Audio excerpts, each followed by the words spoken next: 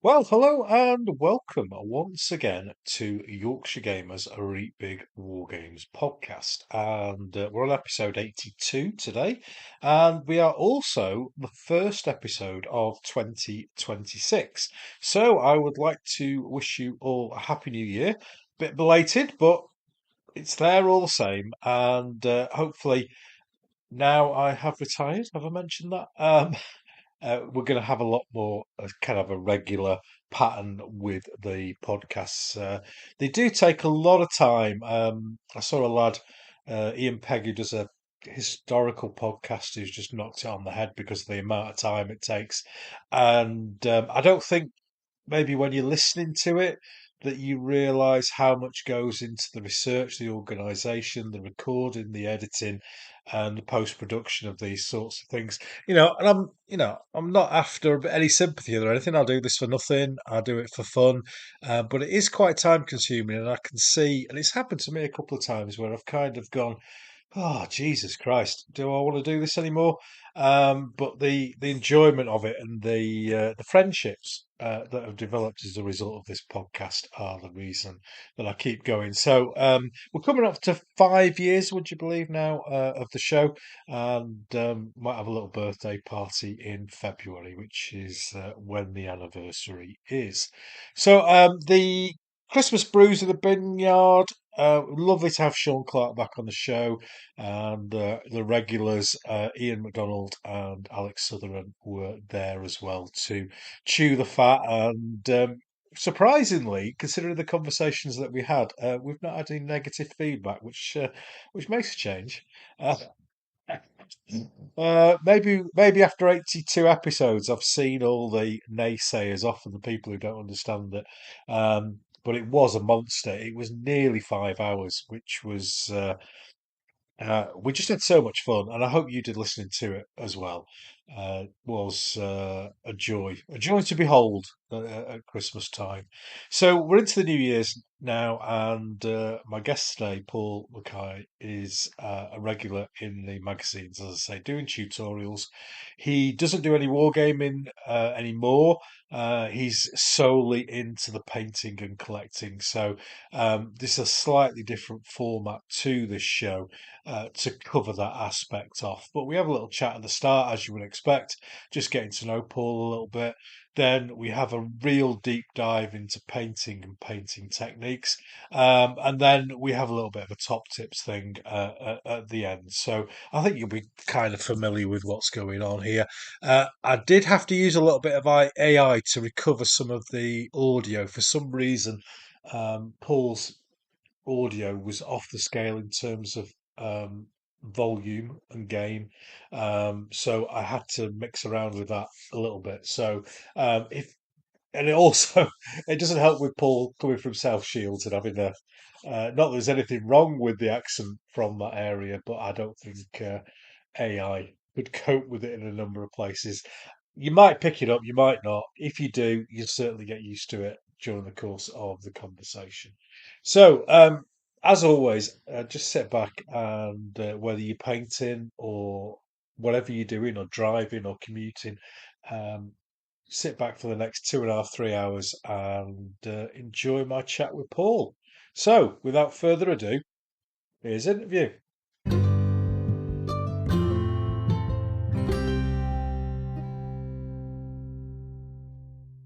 Well, welcome to the interview section of the 82nd episode of the Yorkshire Gamer podcast.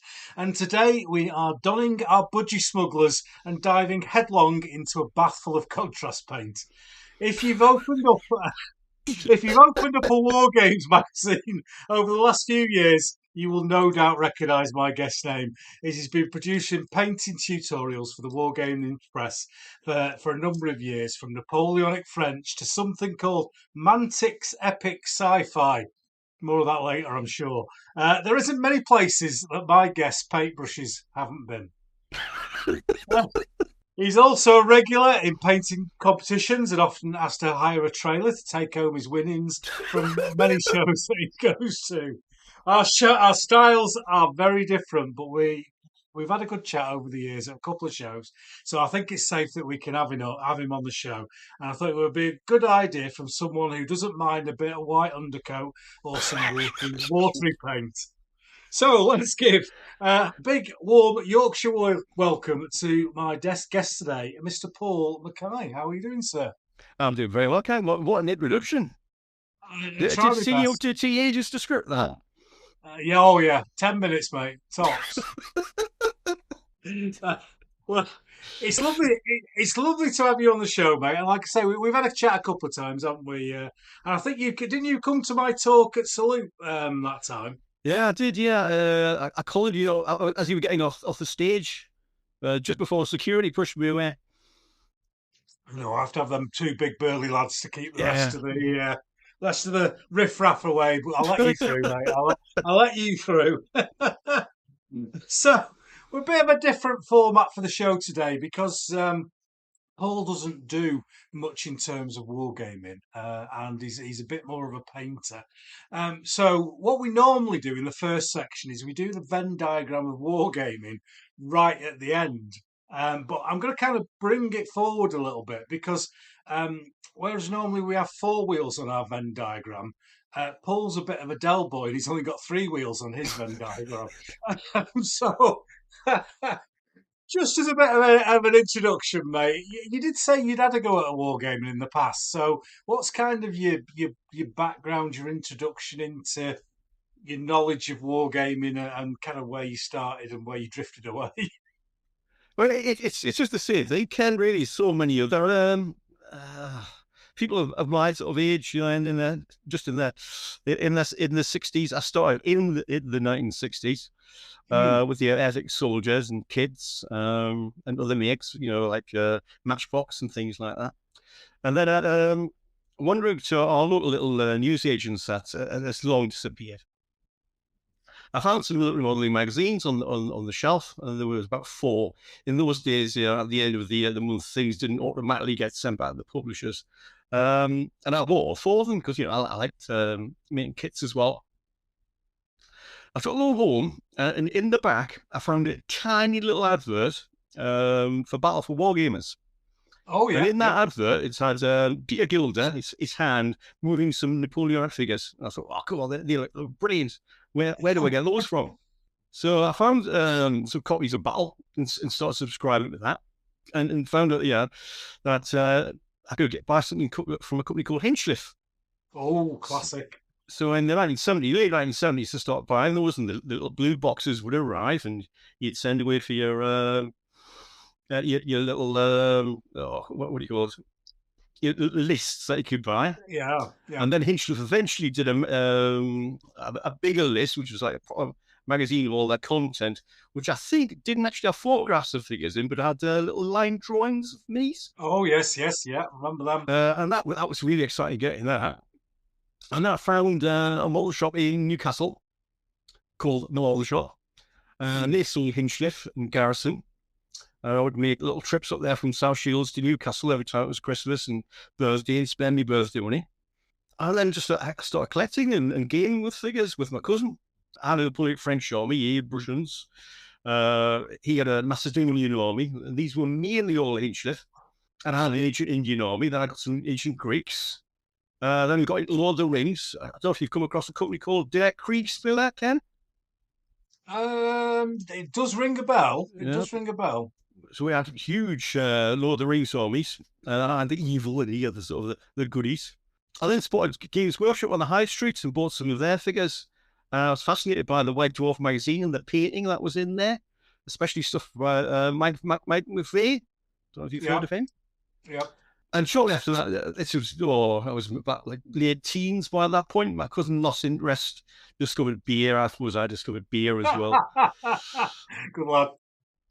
And then he just packed in gaming. A lot of his figures ended up with me. And I didn't really find any more sort of gaming chums. I continued the painting, did a bit of that for a while, but then I sort of lost interest in that with starting work, other interests. I think it was probably a bit more of a childish hobby as well, maybe. Yeah. Certainly, it wasn't a cool one. It's Yeah. not something No. that certainly you mentioned at school. Not if you didn't want to spend all your time getting your head flushed down the toilet. Um, and so it just all got sort of like disappeared about my mid-20s. It all just went in storage boxes. And as I moved from house to house, it went from garage to garage. And it all sort of came out again about 30 years later with lockdown one, with All COVID. right. Yeah. And I thought, oh, well, I'm working from home now, got a little bit more time.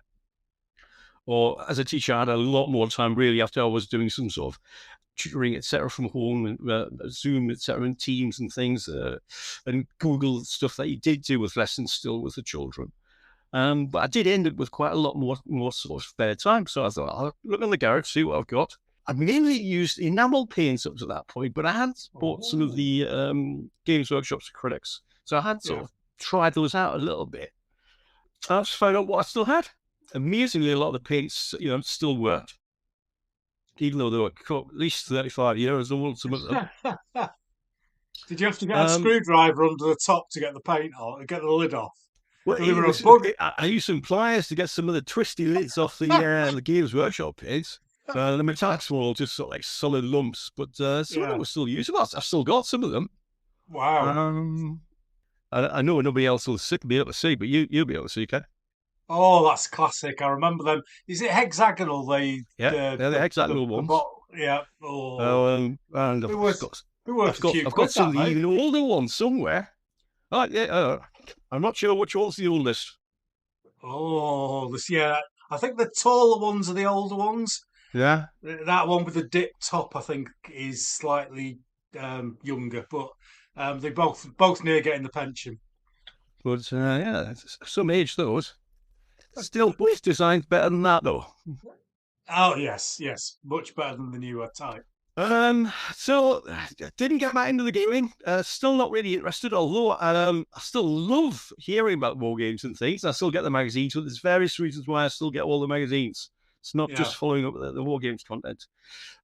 Still interested in the gaming, as you know, because you see me at war game shows and things. It's not just because there's competitions there. I do still like looking at sort of watching people play with little toy soldiers, I suppose. Which is why when I've got back into painting, it's the scale I still like painting, not the bigger ones, but the war game size figures mainly. Well, I've branched out a little bit. Well, that's certainly interesting and very different kind of story than we normally have at the start of the show. And I think, going back to those early days, did you have an interest in painting at the start? Were you doing art at school? Did you have a particular interest towards that side of things? I still remember, so as far as art was concerned, I still remember one of my secondary school teachers' comments. He said, Mackay, you'll never make an artist, son. So I certainly didn't get a lot of encouragement at secondary school, but I think a lot of sort of gentlemen of my age will be sort of following on with that sort of comment that certain teachers were not terribly encouraging in those days. No, they weren't. I had a few of them as well. So was it something that your family had done? I've said on the show before that my mum did quite a lot of art, and I probably picked up some sort of knowledge and skills just by being in the same room as her. Did you have family and friends who were into painting at all? Nobody really was interested in painting. I did have an aunt who painted, but art could be described as fairly basic, I suppose. Would be it would be fair, really. But history. My dad was a history teacher. Oh, right, okay, yeah. Before he got his headship, he was a history teacher at secondary school, which I eventually went to. Although I had a different name there. He was always in history. It was things that I sort of I got my love of history from him, really. Yeah. So when we used to go on holiday, because they were both teachers, and this was just the norm for us when we were just little, really. We'd wait for the 6 weeks holiday. My mum and dad would just pack the caravan with stuff. We'd drive down to one of the ports, land in Belgium, and then just spend 6 weeks holiday just traveling the continent. So we Wow. normally make a 4-week stop somewhere like Spain or Germany or France, and then we'd have to normally travel back and have a week in Paris before we came back home. Wow. So wherever we went, there was some sort of historical site my dad took me to. So we went to castles and museums, fantastic castles in Germany. I remember having a super day on the beach with my dad in Brittany, looking at some of the Atlantic wall defences. And Dad was just great like that. He would drag us, mind, every village we went to, we had to go into the parish church for an hour or two. I would see like that when I was 10. Yeah. But it was I did a childhood my brother and I had, although he never really got the history book at all like I did. He wasn't interested in that sort of thing. Oh, it's lovely to hear those sorts of stories. I remember traipsing around various places when I was younger, and just soaking it all in. And I did the same with my lad. I used to love our trips out to, the trenches or Bastogne or wherever we go on holiday. And as my wife said, she knows way too much about World War tanks for a middle-aged woman. So she's doing very well. So. What was the spark then? You said that you came back to it in COVID. Was there any? Can you pinpoint a particular incident where you went, you know what, I'm going to go back in the garage and have a look at that stuff?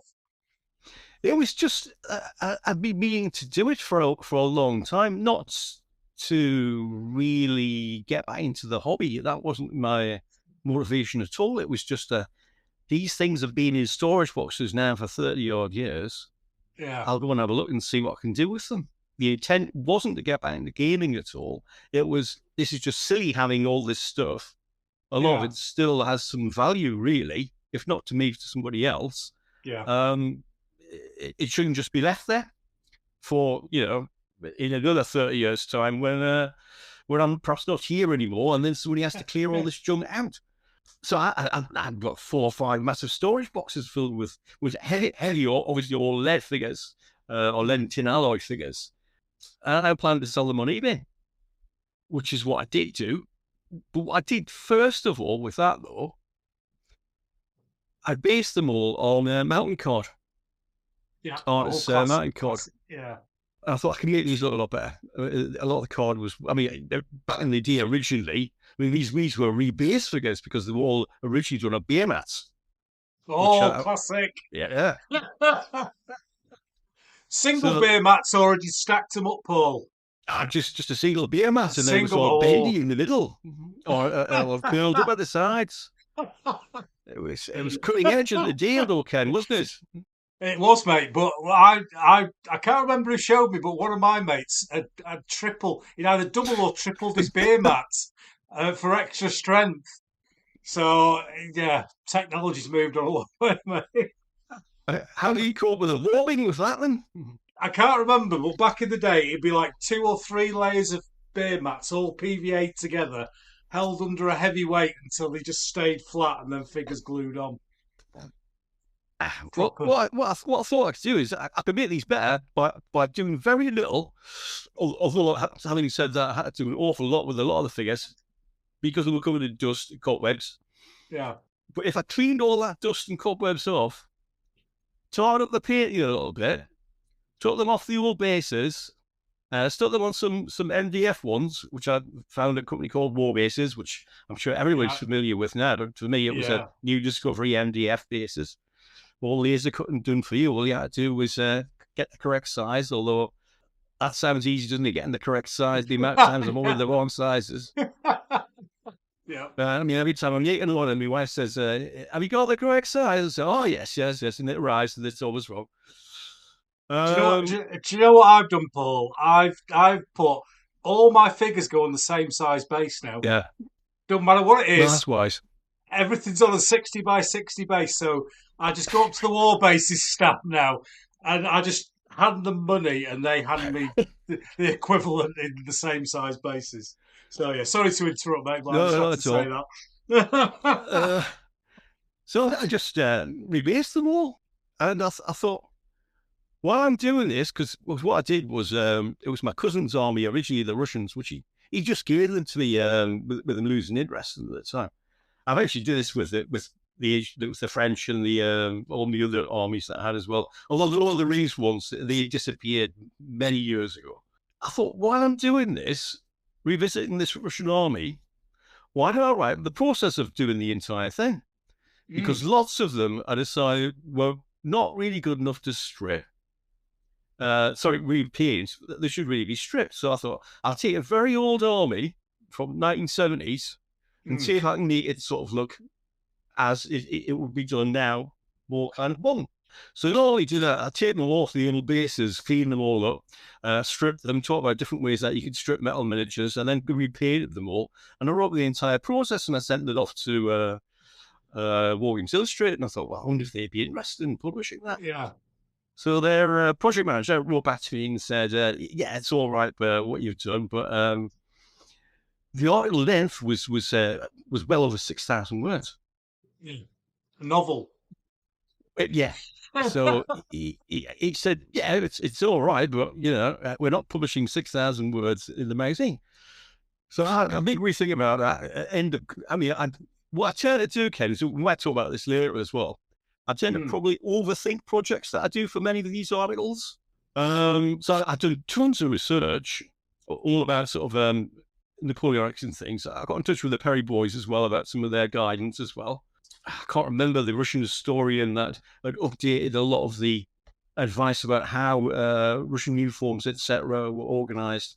I contacted a guy in Eastern Europe through the Wargamer site. He was a big help as well. He had a blog about this. And this is where I've gone a little low. Because if you're ever going to write to a Wargames magazine, make sure that you don't go beyond, it depends which magazine it is, but don't go beyond 2,500 words. There won't be interest in it.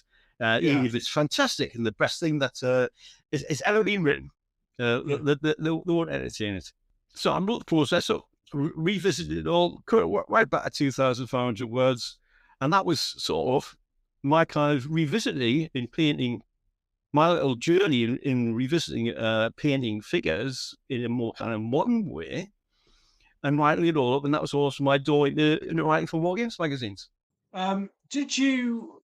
So where are you getting your inspiration from at this point? Because you're coming back into the hobby after a long break. Have you gone back to the magazines? Are you using blogs? Are you using YouTube? How are you getting inspired and learning the techniques of the day? The thing about with the actual terms of figures wise, other than discovering the companies like War Bases for Bases, the actual techniques and things hadn't really altered or changed much from what I knew right at the end of when I packed in painting.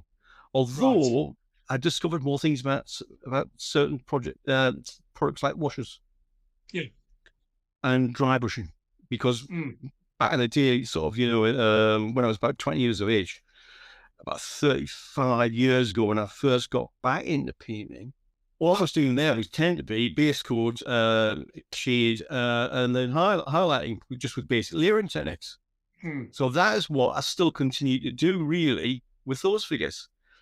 But what then moved me on was, I mentioned to the wife that for sort of when I got sort of like vaguely interested again in figure painting and wargaming, which was around about 2020 again, with COVID. I said, "Can you get?" Because she just finds things and I can't find things on the internet. I says, "Can you get a series called Battleground?" It was made by Tide Tees.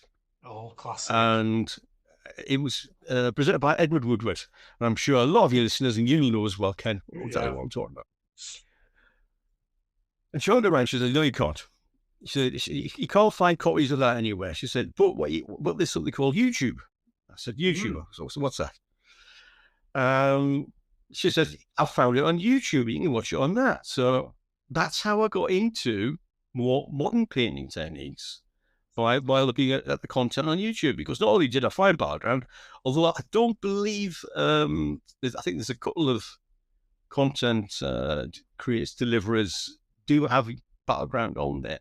I think they're all there apart from the one that was Napoleonics. Battle of the Nile. I think Battle of the Nile's missing, and there's the World War II one I think is missing. Yeah. And it was just great to see Peter Kilder again with this Waterloo soap. funny enough, just before I came on here today, I was watching on was it Great Action TV? That Waterloo's been on. So while I was waiting to come on, yeah, I'll watch Waterloo again. Ah, brilliant. The 1970s one, cure. How Oh, much what a better is film. that than Ridley's? What a film. What a film.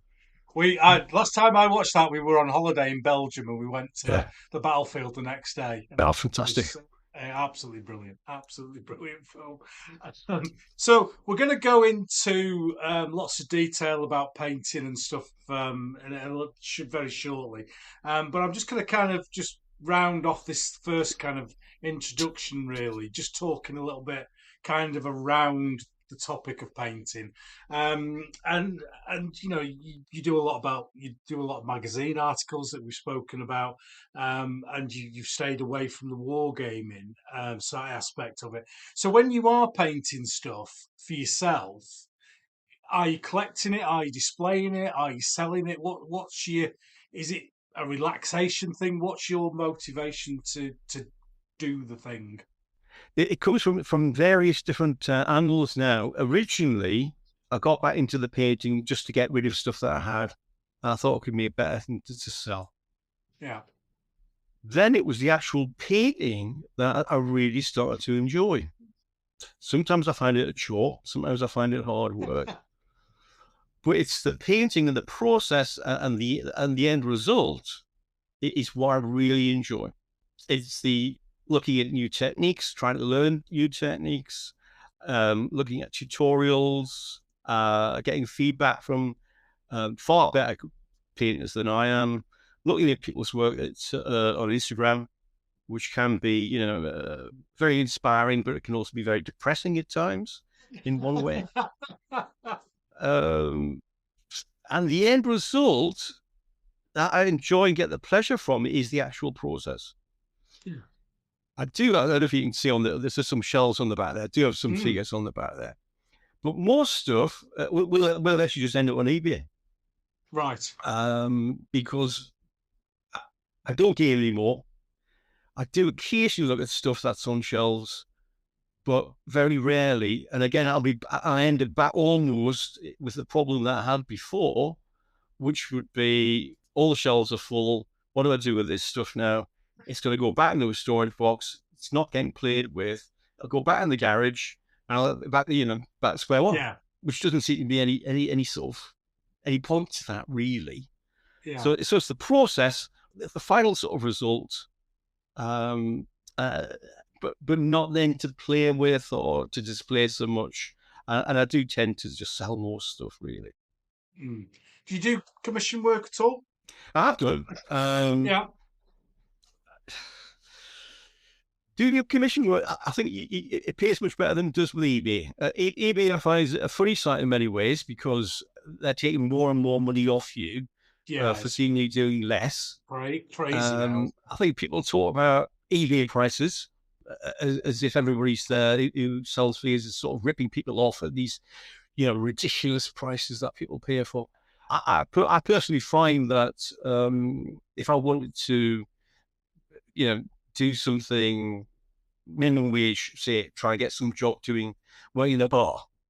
Yeah. If you want to make money as a painter on eBay, from my perspective, you'd be much better off getting, doing a sort of a very sort of low paid job somewhere else.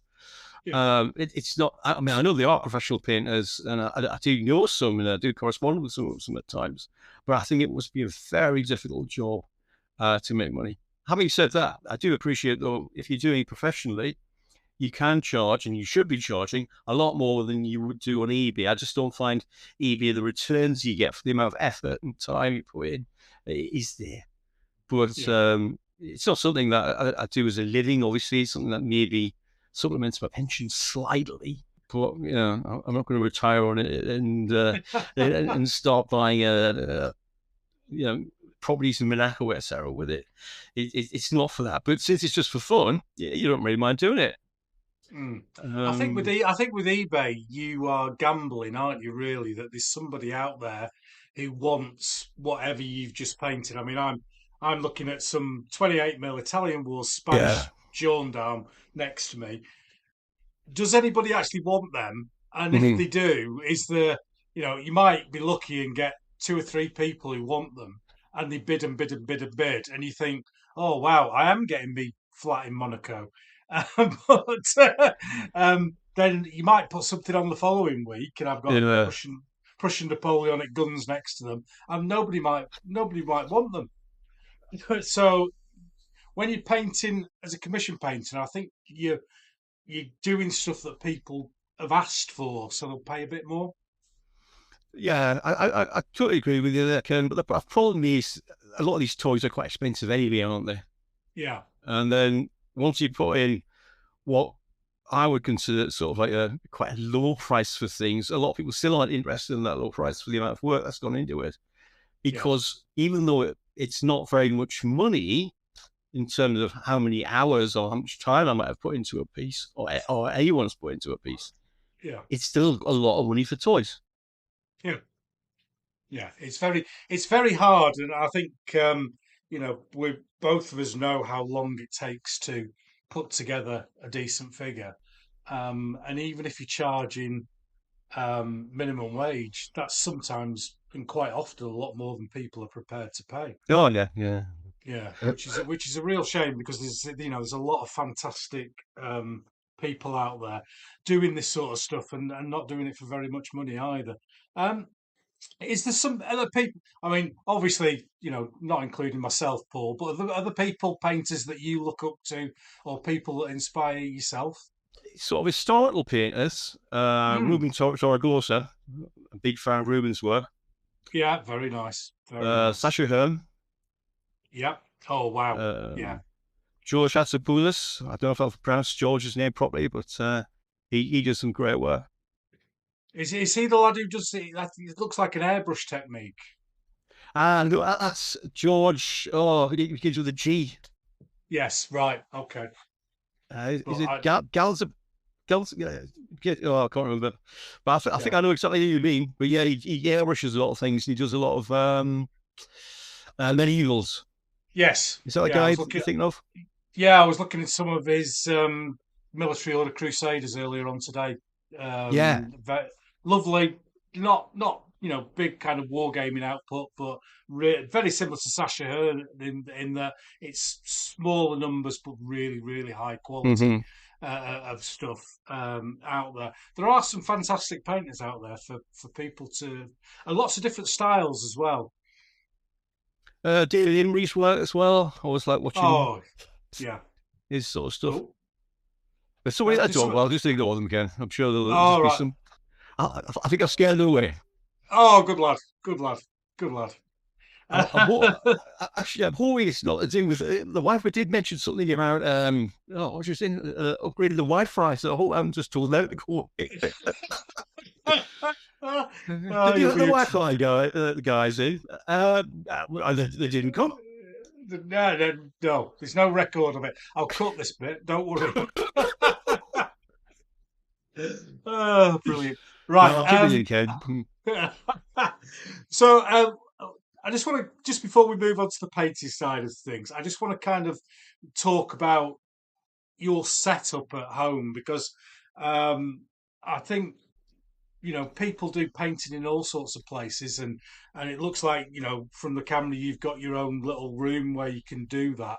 So just describe to the listener, what's your setup, the area in which you do your painting and your modelling. Well, it's just this little room. It's according to the plan that the house plan. This is the study. Mm. Um, so originally I was in the third bedroom, but then when our little one arrived, that became the playroom, and I got moved downstairs. Um, so it is a little room, but it's nobody else tends to come in here. Occasionally the door opens and I get asked something, but it's being retired. I tend to spend a lot of my day in here now. I mean, I know Mm. you've just retired. Yeah. And I've been retired. This is my fourth year, starting my fourth year now. 3 years and a tiny bit I've been retired now. So I start off with a couple of little paint racks, which are just sort of, I know people can't see, but just about right here. Yeah. And then I've ended up with one, two, three paint racks behind, and then there's two paint racks over there. Then there's paint in some storage boxes on the shelves behind there as well. There's little storage boxes filled with hobby stuff. And then there's some little, I don't know what they're called. Originally, they were child storage boxes, but they're now all filled with hobby products and things as well. Brilliant. So getting back to the original, when I first got back in the hobby, I bought a small yellow home ball from the DIY store called Maxwell's because I Yeah. didn't have a yellow. I had some Space Wolves from Games Workshop, and I thought I'll buy some Games Workshop Space Wolves contrast paint. So I Yeah. made those two purchases, and I thought, just with these two, I can paint everything I've got now and get rid of it. And then that's the hobby done. And now I don't know how many paints and stuff I've got now. Oh, brilliant. Do you have a special lighting setup? I do. I've got a couple of lights. I've got that one. I've got another one here. I've got a behind me lamp, Ooh. which I find very, very useful. And then there's just the normal green lights inside. But I find when I'm doing fine detail work now, even though these are daylight bulbs, I can't see stuff now when it's dusk. Right. Fine detail I just can't work with at all. And a lot of the stuff I do, it can be quite fine detail stuff. So if I'm just doing base, doing base coats, etc., I'm okay. But if it's something like eyes or stuff, being in the northern hemisphere, even north of where you are, okay, Yeah. Oh, God, it, yeah. it with it being so dark in the winter, especially now, it's just 2:10 now here. Mm. Although it is overcast, it's dark in this room, and I struggle. I'm looking at getting a Redgrass Games light. Is it called an R9? Right. Okay. Which they're supposed to be very, very highly recommended. So I have put a request in for my birthday. Oh, good lord. Looking at, I think it's £240. Wow. So I'll have to make sure I'm on my best behaviour. I think good lighting is absolutely key. I have a thing called an OT light, Yeah. and that's a daylight bulb in that, and it's absolute. It only illuminates a small area, but that's all I need for what I'm doing. And are you comfortable? Have you got a nice chair? You've all got ergonomically set up desk, or do you just slouch over on the sofa like I do? I'm just, I suppose it's a gaming chair that I've got. Yeah. It's that sort of thing anyway, and it does go up and down, and I've got a cushion on it as well, Oh, look at that. Perfect. which Absolutely um, perfect. which makes life a little bit more comfortable for me. Painting sort of style, sometimes I'm sort of leaning back, the chair goes back, and I paint it like that sometimes, but you shouldn't Yeah. paint like that.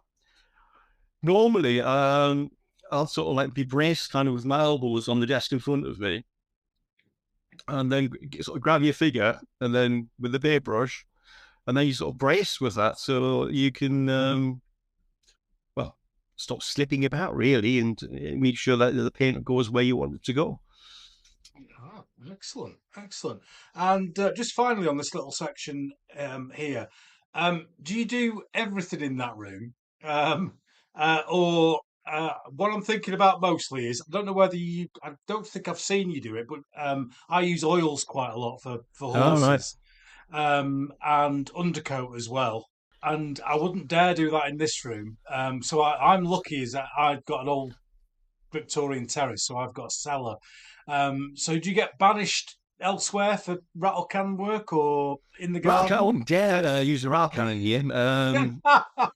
The Normally I'll take rattle cans just outside the front door, or just outside the back door, Yeah. or if it's windy, I'll go in the garage and I'll spray it in a big box.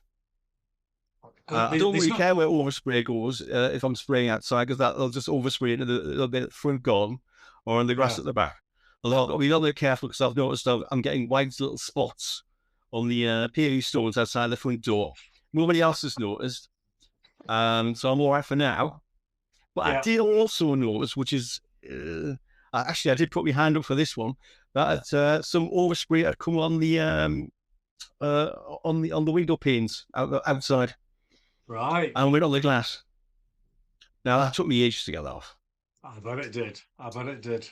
But you're retired, mate. You've got time to do these things. Yeah, oh, I know. I know it's Yeah, I'm so lucky that we've got a cellar downstairs that it's got washing machines and that sort of stuff in, but nobody really cares if there's some yellow ochre on the. In fact, there's a section of the wall where I've actually tested out rattle cans on the wall.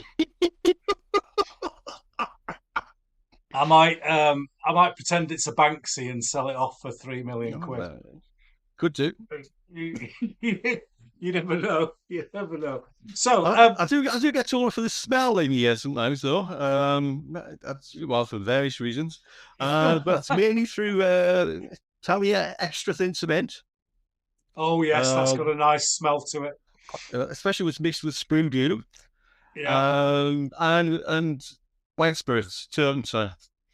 yeah. I must admit, I haven't upgraded to sand or odorless, which perhaps might be a good idea. I don't particularly When it like gets that too bad, I stuff. do open the little window. Yeah, I think the old school in me says that proper Windsor and Newton distilled turpentine. I feel like I'm a bit posh, whereas that Oh, very, that very push that, that's Ken. it is. I bought a bottle of that Sandor and I found it a bit. It turned stuff gloopy rather than cleaned it, so it got filed in the bin. But yeah, it didn't work for me. But from what I've come across, if I remember rightly, the sandor evaporates more slowly as well. So if Yeah, you're looking for something to dry quicker with the oils, you're better off with the terps and the wet spirit. But I might be wrong there. yeah. I just like the smell of the white spirit. Well, I Nobody mean, else you does. know, how about that, Ken? Just got that for Us, Christmas. us. Avatayol. That's the best I can do for me German. Two Arbeitung. oil set for vehicle and weathering effects set. Oh, Got that for Christmas. bit of dots and wiping. Oh, Oil door filtering, yeah, that sort of thing, yeah. and Oh, heating washes and stuff. I've got this big Games Workshop tank thing, um, yeah. which I'm planning on doing one day. And It's huge. it's gonna get dotted to hell with weathering. I've got the airbrush now as well. Oh, what can I say? You've graduated, mate. You've graduated. What airbrush did you get? Hall Steinbeck Ultra. Yeah, that's the one I've got. And it is the absolute business. I used a Renegade Badger for years and years and years. It's the really expensive, top of the range. Took me. It was so difficult to keep working. And the Ultra, yeah, it needs cleaning, but when you clean it, it starts working again, rather than the Renegade that was just. I think I've individually replaced every single part on the Badger, but the my Ultra's a business, so I'm going to keep going with that for forever and ever. We're going to take a short break for the audience now, and I'm going to come back and get kind of really geeky and into the deep dive depths about painting.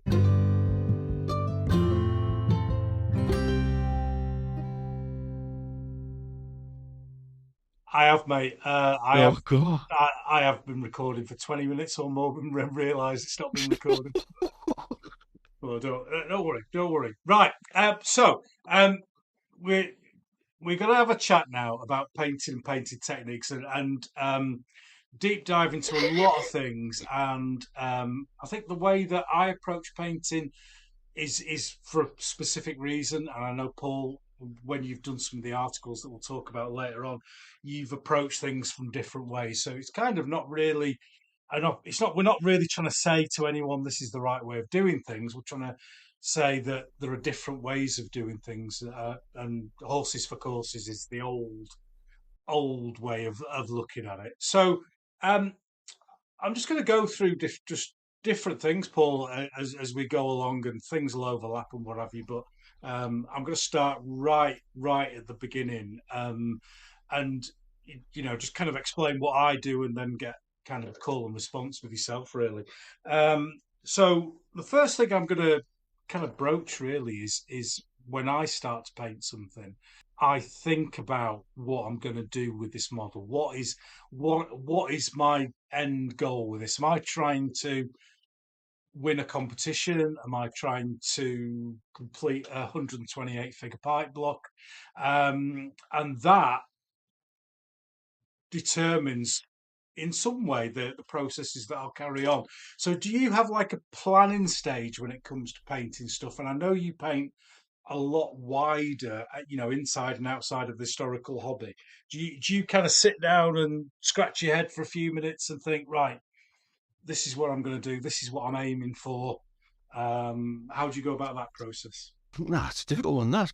Um, you'd think with the tutorials thing that there may be a long planning process to it, but it very much depends what I'm doing or how it is that the tutorials come about. If I'm doing one for a magazine, it might be my idea, or it could be a response to the magazine sending me something, or when you mentioned sort of doing commissions, it could be to do with a company's actually asked me, would you paint that, or would you be interested in painting that? Or occasionally it's me saying, responding to a company saying, I'll paint that for you. Yeah, Now, some of these commissions you get paid for, some of them you just get the figures and you can keep them, etc. Magazines, they'll send you stuff and then they don't want it back. I mean, you just keep what they send you yeah, to. Same with certain companies that have sent me things. And it's not a kind of we'll only send it to you if you paint it, but there's always that, that's why they're doing it. yeah, yeah, That's if no company's going to send you stuff for you to just not do anything with, then they'll just stop sending you things, won't they? yeah, But the process tends to be then quite different. If it's a tutorial I'm doing, that's my idea that I then approach a magazine with. I've got then a set idea of what I'm going to do. So it could be about, I thought about how to do desert basing. yeah, So I'll take everything I know about desert basing, think about some of the techniques I know of that are the best ideas, or it could be doing snow bases or whatever. And then I'll do that tutorial built around that. So, magazines will tend not to just want a flat base either. They'll want a nice figure on top. Only because it won't really add anything to the article in terms of how do you do that, but it'll just make the picture look better in the magazine. It'll make it more, yeah, they'll probably find it'll sell better for them. A pretty picture. But when it comes to a magazine sending me figures, it could be something to do with they're going to be the free ones on the front of their magazine that month or whatever, or right, that is tying to a company that's got a new product out. yeah, And then the editor will want a tutorial about how to paint that latest new shiny thing. I'll now take what's sent to me and have a little think about it, but it then tends to be quite a fluid, quick process. It doesn't tend to be me sitting down for ages. I'll look at something and I think, I'll just paint it like that. And then I just yeah, tend to, but it also depends what scale it is. If it tends to be 28 millimeter or above, by above, I'm not going, 54, and I'm just about, heroic 20, which is 32, 35. yeah, I'll tend to do that with more traditional painting techniques. The little stuff, sort of 10, 15 millimeter stuff, I'll tend to often use a contrast paint technique or yeah, contrast type paint technique, mm, because I think for that, what people want is how do we get a lot of these figures quickly on the table? And for me, yeah, using those sort of paints is the quickest way to do it. One thing that I have got in the back of my mind though is when I do tutorials, sometimes I'll do it what I would call good tabletop standard. yes, Other times I'll do it to what I would refer to as almost a display standard. But nobody really in the right mind is going to paint, especially 10 millimeter, to kind of, a standard that almost is approaching the same sort of techniques that you might use on a 28 millimeter figure, yeah, because that's not the way you'd want to paint them. But in the back of my mind, you're trying to do two things. You're trying to do a tutorial that might be useful for somebody who wants to get these figures on the table quickly. But you also want pictures in a magazine with an end result that people look at and think, oh, that's really good, that. Oh, that you know, or an editor will look at it and think, oh, that'll look like a nice picture. I could stick that even on the front cover Yeah. because people do like eye candy. Yeah. And that's why, I used to buy the old magazines, when I was in my teens, when I first discovered Wargames Illustrated and Miniature War Games, and Peter Gilda's displays and things. Mm. That's what I liked even in those days when I was in my sort of late teens, early 20s. It was the eye candy, it was the pictures, and that's what used to sell the magazine to me, really, rather than sometimes the actual content about how do you game this battle or whatever. So what I like to do in the tutorials is have different, in a lot of the ones I do anyway, is to then have sort of get out points. So, you at this point, that'll be a nice, if you do this to this level, it'll be a nice tabletop standard, and that will be where you get your figures on the table quickly and they'll look good. Yeah. And so from there, what I like to do then is push it a little bit further. And then, you can start at this stage and they'll look like that. Or if you continue like this, you can end up with a result like this. And this might be something that you might want to do, for example, your main characters or special units. So I try and write the articles from that kind of perspective. One, to get your minis on the table quickly to look nice, and then on the other end, and this is what, if you spend quite a lot more time, you'll end up with this. But with the proviso that, you'd like people to know that if you did invest that amount of time, you're not realistically going to get an army on the table like a lot of your armies. Yeah. So you kind of have in that mind then, although you're not selling it under a title, but in your mind you've got different standards. You've got a tabletop standard, you've got a display standard, you've got a prize winning standard. You've got these kind of in your mind, and you're adding different layers is probably the wrong word, but different. You're adding extra things to get to that next level. Yeah, and I'll point out in the tutorial that that's what I'm doing. Yeah. But when you're painting for yourself, are you all because you're not. I don't. You're not collecting big armies the way that I am. When you're painting for yourself, are you always trying to reach for that next shelf up, if you like? Two things there again is I've ended with a massive pile of shit because that was again another failure. Yeah. Which was, I originally started this to get rid of stuff in the garage. I've now got this room filled with things from stuff that I've either acquired, stuff that I must just have to have, or people have sent me stuff. So this room now is packed full of stuff, and again I've got stuff back in the storage boxes in the garage. So I'm not doing very well, Kenny. You should see this house, mate. But I always tell the story of my friend Chris Flowers, and how he had to have his ceiling reinforced because of the weight of the figures. So I haven't got to that stage yet. So I always keep that in my back pocket if Mrs. Riley decides that I've got too many. Well, you asked me because I don't think I've answered it, to be honest. No, I think you have. I think what I was trying to get from you was whether you have those different kind of levels that you go to. Because when I do it, I'm kind of always painting for a big army, Yeah. and I think if I wanted to, I could spend a lot longer on figures, and I don't think that the increase in quality compared to the amount of time that it took would I don't think I would enjoy it that much because No. I wouldn't be getting the units on the table. I mean, at the moment on my table, I'm painting a 128 figure Swiss pike block. And if Mhm. I'm doing multiple layers of shading and etc., I'm gonna be dead before I've got down the second No. row. Yeah.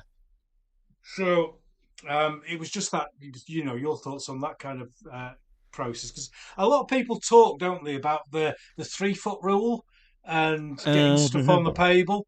And I I don't do that.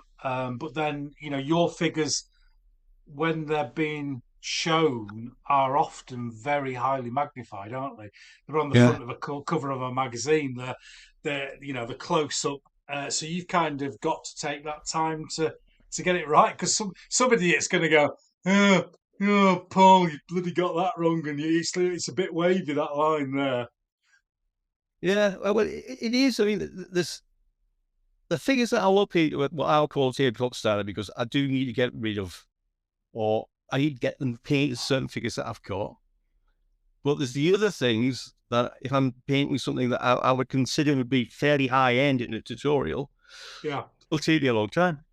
yeah, And then beyond that, if I'm painting something for a competition, I have spent months just painting one figure, which isn't feasible for anyone who wants to paint to do army painting.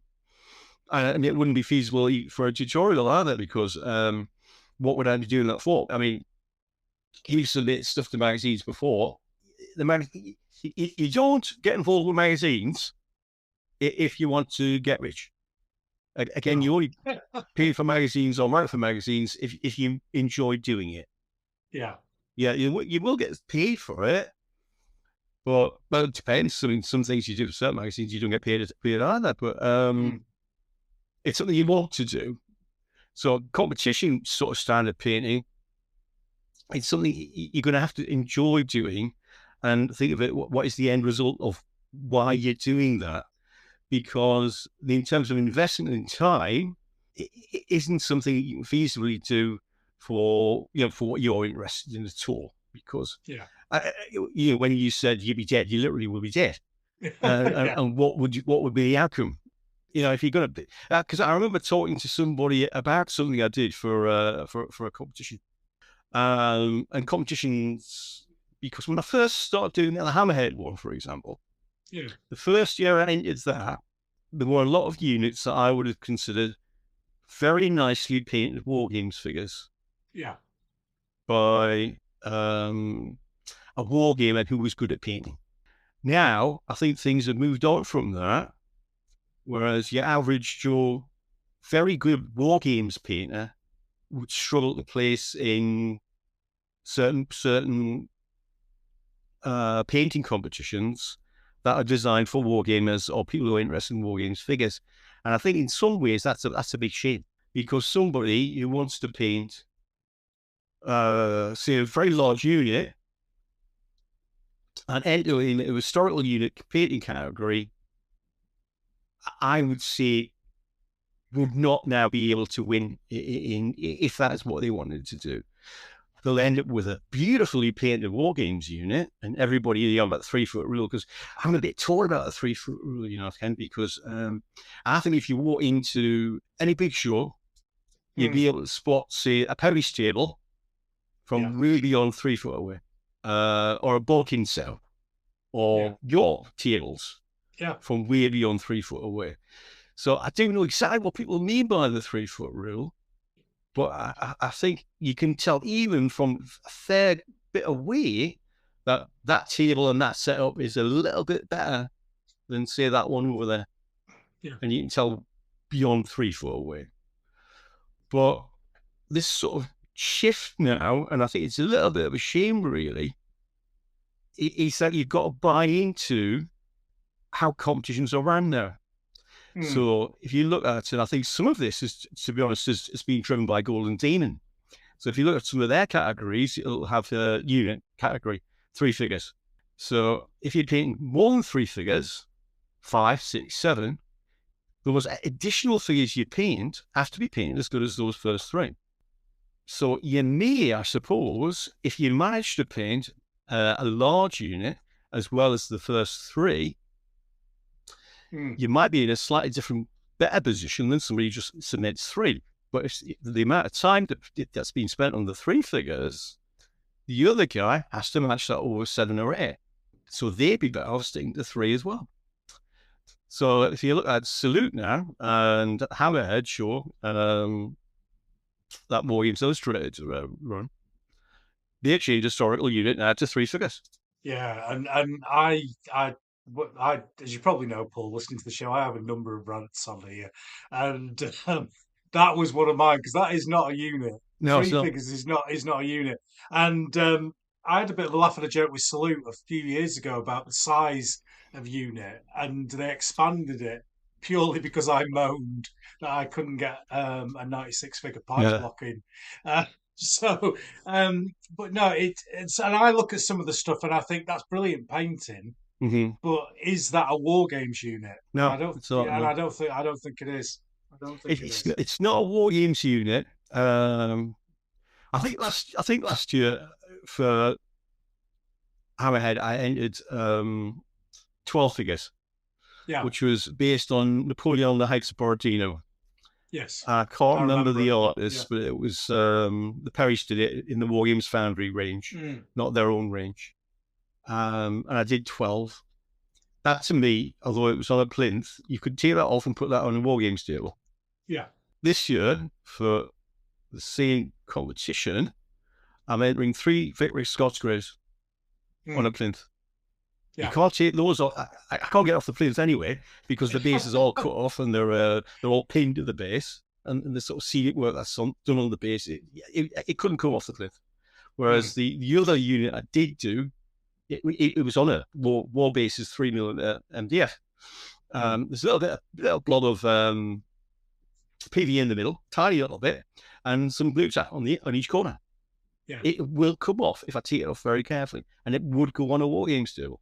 I think most people would say, "Oh yeah, that's a command base." The 3 Scots Greys, that's not a war games unit. It could be a board game piece, maybe, but it's not what you and I would think of as a war games unit.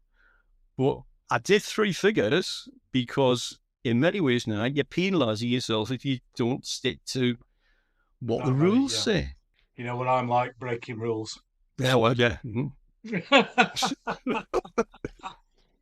So we'll move on then, mate, to we just talking about the models themselves, and we mentioned earlier on in those early days, it was all metal, it was all Yeah. lead, amalgam, or whatever it was, and now we've moved on and we've got plastic, we've got resin, we've got 3D printed, we've got all these different things. So have you got a favourite from those? Have you got different ways you approach those materials when you're painting? How's that changed your outlook? Well, we know from the olden days, of course, you had your soft plastic, Yeah, oh and God, that yeah. was just awful. Bit of banana oil. Yeah. Oh, you cover it with as much PE as you wanted, it would still be no good. Yeah. But then when I discovered the metals have got their problems. I'm doing a little Paul Hicks sculpt at the moment, and it hasn't taken me long to prep, and it's a nice little model. We've finally, I mean, it could do with, if you want to paint a city with competition centered, it could do with the fine polish to get all the tiny little pits that you've got on metal figures. I mean, this Paul Hicks sculpt's fine. It's no problem at all, and the cleanup's minimal. But sometimes I can spend absolutely ages with Perry stuff, getting worms, etc. Those little worms. Yeah. And miscasts and mold slips, missing reins and stirrups and things. They can be not there, so they can take a lot of cleaning time. Plastics, it depends on the plastics as well. And generally, if I'm doing something, I do prefer plastics. They've got their own issues as well with flash, etc. And you know the line where the two molds come together. Yeah. And you've got to follow it all the way around. Yeah. And sometimes that line, where the mold line in the middle of once you find the line, it'll go all the way around the figure. Sometimes that's not designed terribly well, so when you take them off the sprue, it'll go through things like plumes or the middle of a face or a nose, and it clean up all this sort of, if I'm doing it for a magazine or a competition, it's going to take a lot of time. So I think it's swings around, but resin I just can't get on with. I find resin far too fragile. Yeah. Even although I have painted some resin pieces recently, I try to be I can do a lot of fine detail work. I try to be quite clumsy. So I'm very good at snapping spears off arms, anything. I'll snap it off. And part of the reasons for that is not just the clumsiness; it's because I wear this headset. Yeah. So the 3.5 magnification there, my Mm. peripheral vision can be all askew. So I'm painting something very closely, then sort of move it away, and then forget that's not exactly where it is because my eyes have not got. It's not where it should be. It's like a dog looking at a ball underneath a swimming pool. It's not where it should be. And so I'll snap a spear off or something, and then getting something that's resin fixed is far harder, I would say, than say it is with plastic or even metal. Yeah, I've struggled with resin in the past. I don't know where there's different types of resin, and something Yeah, I've discussed with Paul Thompson from Early War Miniatures. He has this supercast thing, which is a bit stronger. But I remember my lad having some early GW resin stuff, and it was just so brittle, really soft, great to carve. But what you would find is that you would be trying to take a tiny little nodule off or something like that, and you would press too hard, and you would end up going through two legs and half a finger, because it just like, fucking hell. was that the Uh, Forge World Fieldcast stuff? yes, it was. Yeah, Sorry, yeah, Firecast. That's what I said. yeah, yeah. It was interesting. Probably the best way to describe it. And I think as well with the plastic figures, and I think you've mentioned it a few times in your tutorials about how that mold line, if you don't get it away properly and you use a wash or a contrast, it just sticks to the mold line and you just end Yeah. up with a big line down your figure, which is a bit of a pain in the backside.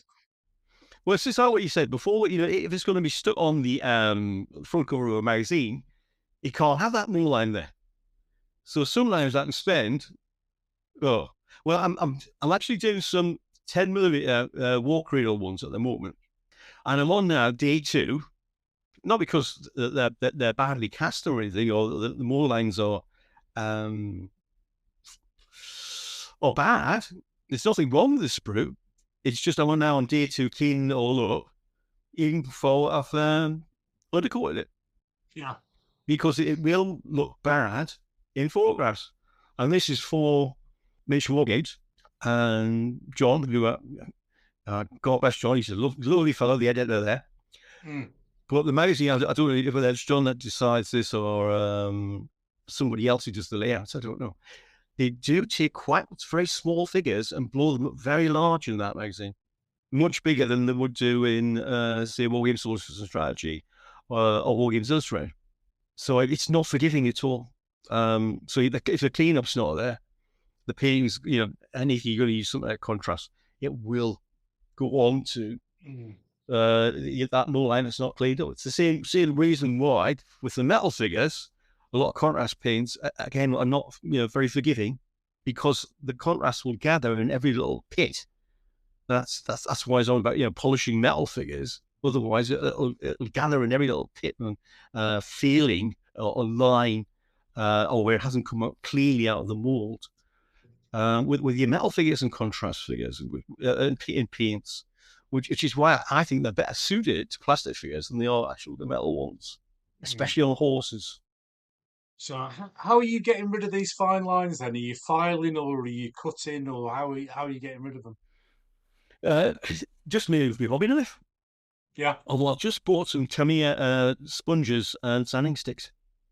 Yes. So I'm going to give those a try. Very fine grit sandpaper. I'll just cut into tiny little squares. I mean, again, don't want you to see that, but I'll just cut them into tiny little squares like that.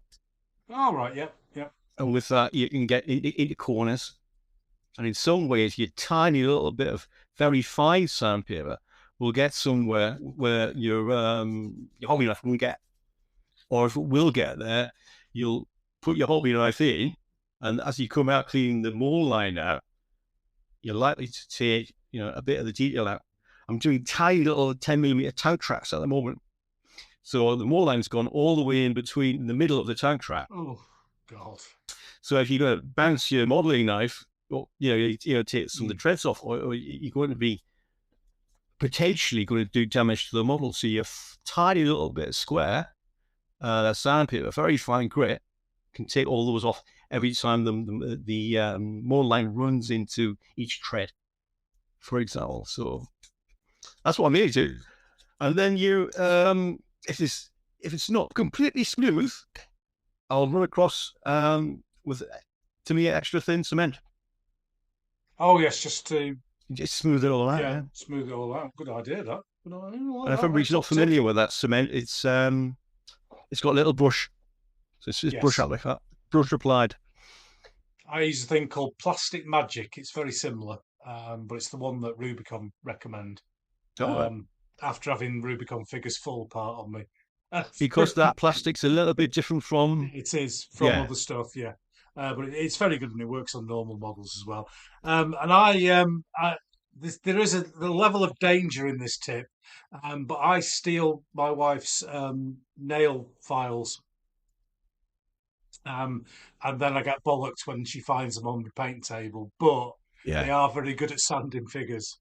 But there is a risk involved when Mrs. Riley finds out. Yeah, I use some memory boards as well. Yeah. Gotta be careful. Gotta be careful. So we've got the figure ready.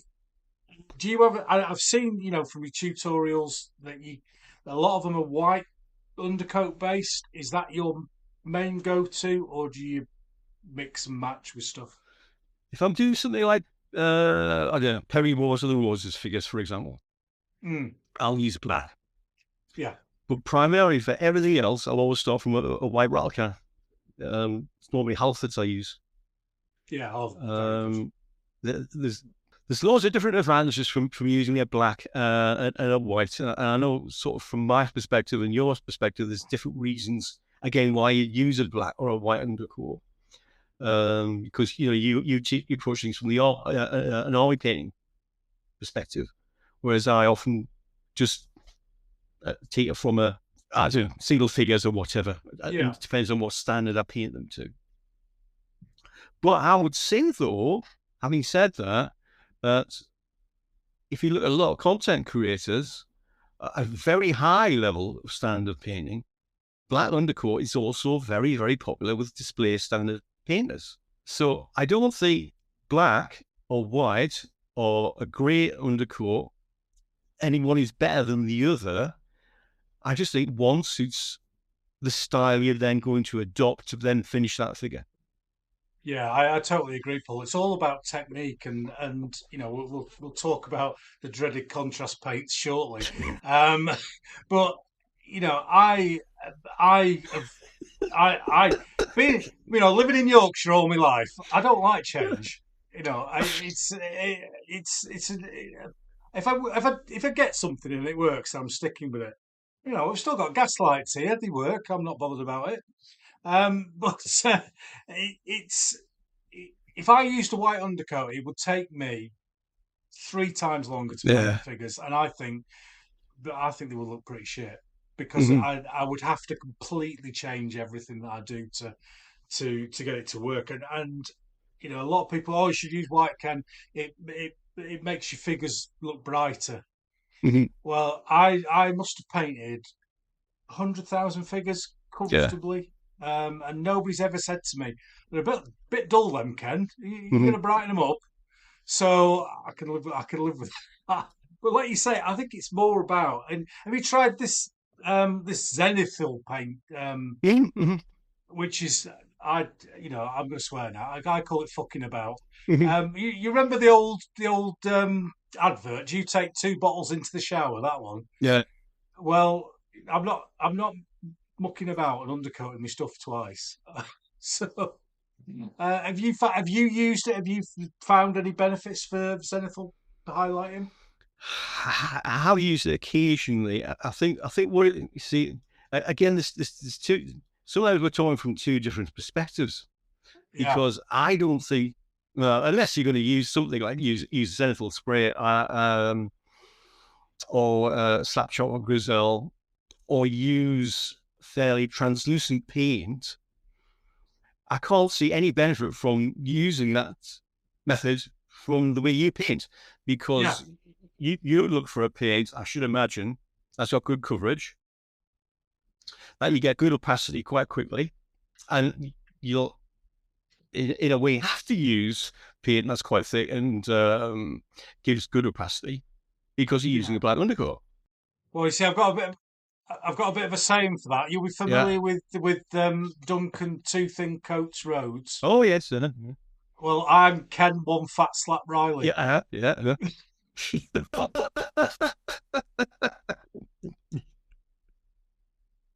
Yeah, it's become a meaning, that really, the two thing chords. I mean, it's, I think we all know what he means, but Mm, it's not applicable to many different painting situations. yeah. If I can get away with just using one coat for certain applications, I'll just do that. For something I painted not so long ago, I deliberately used very thin paint because if you want to paint something to a sort of competition standard or level or display standard, it has to be extremely smooth. So it's got quite a Yeah. many grit, dust, or bits in it. And then to 5 sort of translucent layers will get you that very, very smooth base coat. From there you can work from. It's pointless if you want to paint, even high-end tabletop painting like that, because as you said, you'd be dead. But the zenithal is good for if you want to have more of an understanding of not just using a technique like Sap Shop or Griselle, or you start with a grey or black and then you put the white on the top from a Mm, 45 degree or directly above. mm, It will then set your highlights as if you was underneath the sun and the sun's yeah. directly ahead. It will help you if you use that sort of thing, or that sort of painting technique. If you use something like a satin paint and stick it underneath your lamp, your painting lamp, because Mm, if you put that underneath your painting lamp, you'll be able to see where all your the light should naturally go if it was overhead. So that'll give you a good idea from, well, okay, your shading will go underneath that rigid cloth, not on mm, top of it. Your highlight will go sit on top of the cloth, not sort of on the edge of it, as if it's sort of like painting mountains or painting, I don't know, if you're painting a bicep, see, on an arm, bare chested figure, mm, you'll get that spherical shape. So it will map out for you where should you naturally place highlights or shading. mm, Your zenithal undercoat technique, that will, if you put down a translucent paint or translucent paint layers or use a contrast type paint, the paint will sit there, but it won't sit there properly. What it'll do is your contrast paint will often sit on ridges on the top of the paint, on the top, say, if you've got a cloth and you've got an arm, and then you've got where the fold is, the paint will naturally sit on the top and underneath a rigid cloth. Whereas that rigid cloth on the top end of top facing part should actually be in light, not dark. So there's two different things there with sort of like using sort of zenithal painting techniques. It can map out for you where you place your shading, your highlights, or you can rely on sort of using it as a sort of Griselle painting technique or a Sap Shop painting technique, but it won't necessarily put them in the right place, if you know what I mean. yeah. Yeah. No, I do. I do. And that's why I stick to black because it's too Yeah. difficult for me. Ah, But the what I'm talking about correct highlighting the dark placement, it can be, if you sort of know where to put that, it can be helpful even to paint stuff at the tabletop level, because you then naturally know, well, oh yeah, it's what we're talking about, underneath kind of a body's torso will actually be dark. And then okay, so on the trousers, you want to naturally place sort of ridges of cloth as highlights, but it'll map it out better for you if you've got more of a thorough understanding of where actually should be dark and where should be light on a figure. so we've got our figure. We've cleaned it up. We've undercoated it. How do you hold a model when you're painting it? Have you got holding handles? I just use bottle tops. How do you hold stuff? Pepsi 2 litre pop tops. Oh, exactly the same as me. Boom. Stuck on with blue tack. Good lad. That's exactly what I use. My lad bought me one of them Games Workshop holding handles, Yeah. and like £8 or something. And it's like, no, because I've got Well, my wife got me one. yeah, You can't peel it sort of underneath the figure with it, I find. yeah, yeah. It's not, and when because I mean, and, again, we've got the different end goals with our painting. So I'm always painting 6 or 7 figures, 6 or 8 figures of the same unit on the go at the same time. So that's why I can't afford £8 8 times just to hold the 8 figures I'm No, no, doing. no. So I drink lots of Pepsi Max and Mm-hmm. stick stuff on top of there. A lot easier, a lot easier. Um, Now I'm quite um, methodical when it comes to having a plan of attack for the figure itself, the colours I'm going to use, and the order in which I'm going to use them, because I and different people do this in different ways. So I'm always interested to hear people's thoughts on this, because some people will paint faces first, etc. Face is the last thing I do. So what I do is I do messiest first. So at the moment, I'm doing these Swiss. They've got a bit of armor.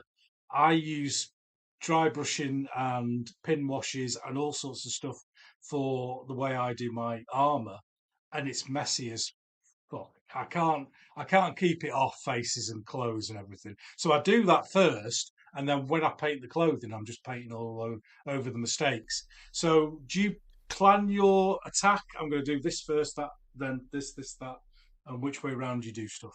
I always tell myself I'm doing all the base coats first, but Yeah. then sometimes I get bored and start doing detail on something I shouldn't be doing. Good lad. I like to always do faces first, but then sometimes I think I can't be bothered to do that. And then I do it at the end. But I do think once you get the face and so it's the eyes right, or as good as you Mm. can get them, that really is a big help. I'm just too messy with the techniques I'm using for everything else to do the faces first, because I'll just end up with a half of the face in the colour of the uniform, or more. But Mm. one thing, which I don't know, so we chat about tennis and things. I did come across a post about very recently that you put up about that you done one of your latest Italian Wars heavy cavalry in with the satin varnish Yes. and not matte. What I do with order of painting is if it's for sort of tabletop, Mm. I'll do everything, get them all completely finished, clean out water pot, fresh water, then I'll do all the metallics. But before I start the metallics, I'll matte varnish the figure, usually by Yes. hand. Mm. Then apply the metallics, and then I will varnish the metallics. So then the varnish doesn't mess with the metallics. And metallics as a paint is far more hard wearing than your normal layer of base paints. So Mm. it will come off. Yeah, I think with me, because my method for painting metallics is so messy. I'm painting, I'm painting, Mm-hmm. I'm painting half the dog. Mm-hmm. Sometimes it's split, it's going everywhere.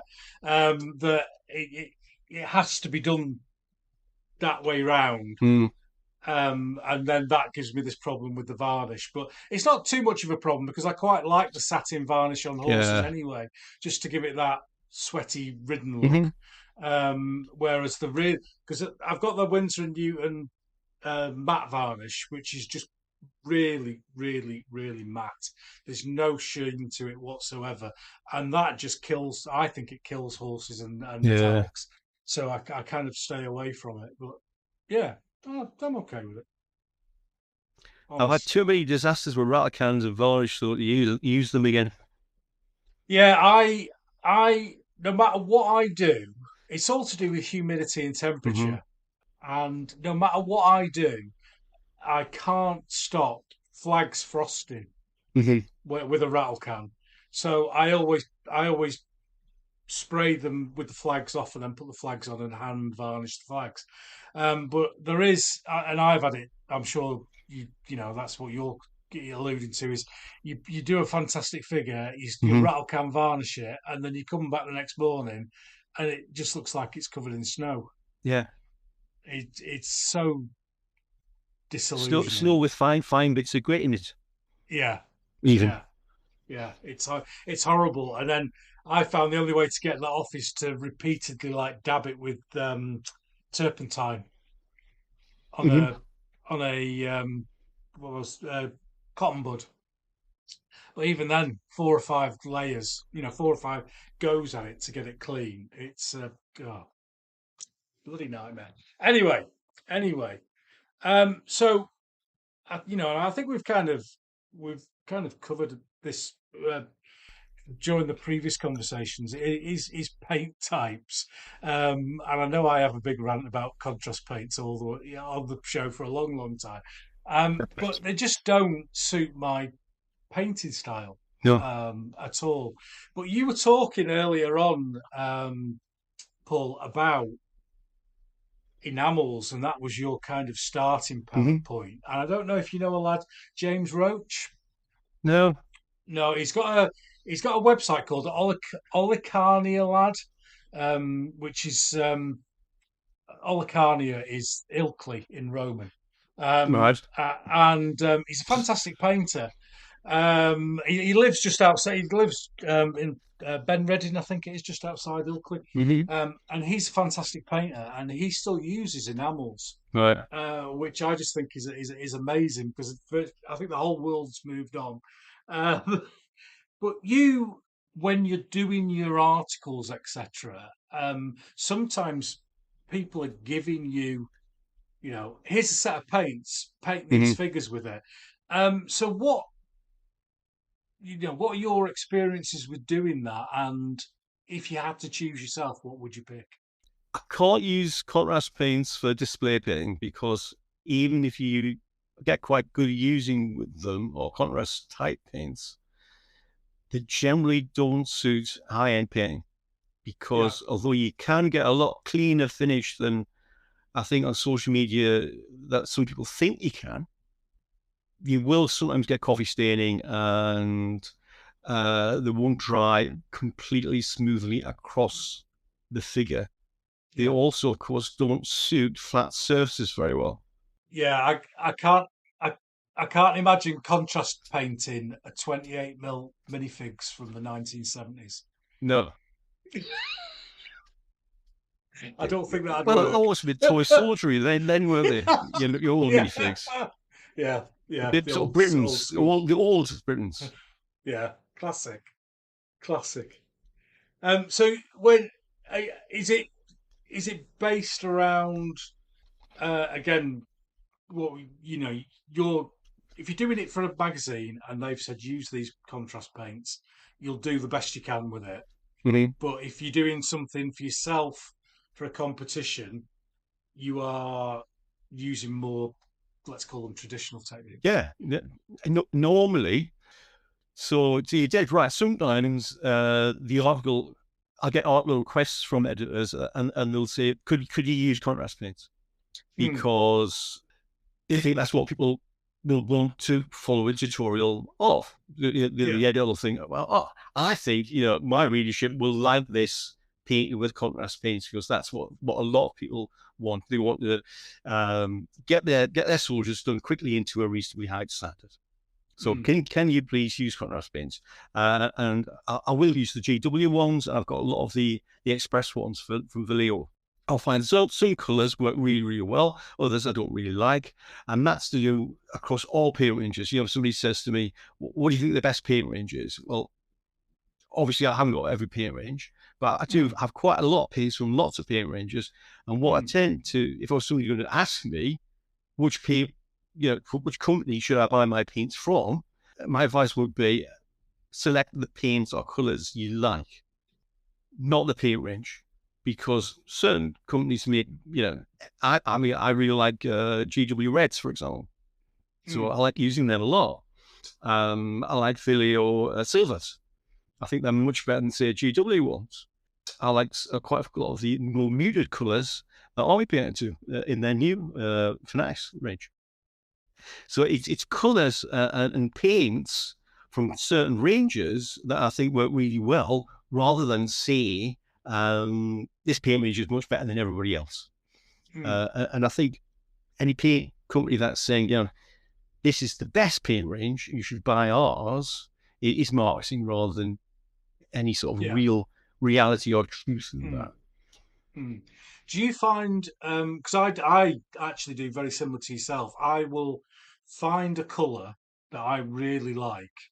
There's a Vallejo colour called Hull Red, which is Right. a really, really dark red, almost brown. Mhm. And I like to build up from that when I'm painting Yeah. reds. But then there's a I can't remember the name of it now, Mephisto Red or something like that. That is in a game color range from Vallejo, not the model color range. That's a really, really thick pigment. Which we're going on about the fats. What can one fat slap Riley? That's Mhm. what I love because it's perfect, thick coverage over black, no problems at all. And then I have a highlighter or a highlighting colour above that, again, Vallejo model. And I'll use that trio Mhm. virtually all the time from red and step up or step down in the shades if I want it darker or lighter. So do you have those favourites for red, for blue, for green that you will go to every time? Yeah, I mean, if you were just getting back to sort of like the red, say from Games Workshop, Mm, if I was going to paint off from a lot, I tend to use from a base and then work backwards or forwards in terms of darkness or light. But if I just work from, say, dark, I tend to work from something like Rhine Oxide mixed with Corn Red, then Corn Red, then Mephiston Red, then Eagle Sun Scarlet, Wild Rider Red, Trollsley Orange. So if I was doing a very complicated blend, well, I can use all those colours, and you wouldn't really have to mix any of them really to get any sort of to get smooth transitions between each colour. yes. Although you might want to glaze some of those transitions Mm, if you were doing a very complicated cloak or something like that. But I like using that, for example, for reds. I like using a lot of the Vallejo model colour and the game colour. I've got most of the new Wargames Fanatic sets, so a lot of those paints are great. But if you want to talk about paint a little bit as well, it fits a little bit what you're talking about. Is, I use that paint that I get, my low coat coverage, because a lot of the new paints that are being designed with that in mind, coverage. So one coat or maybe two coats, you're going to get one appeal layer.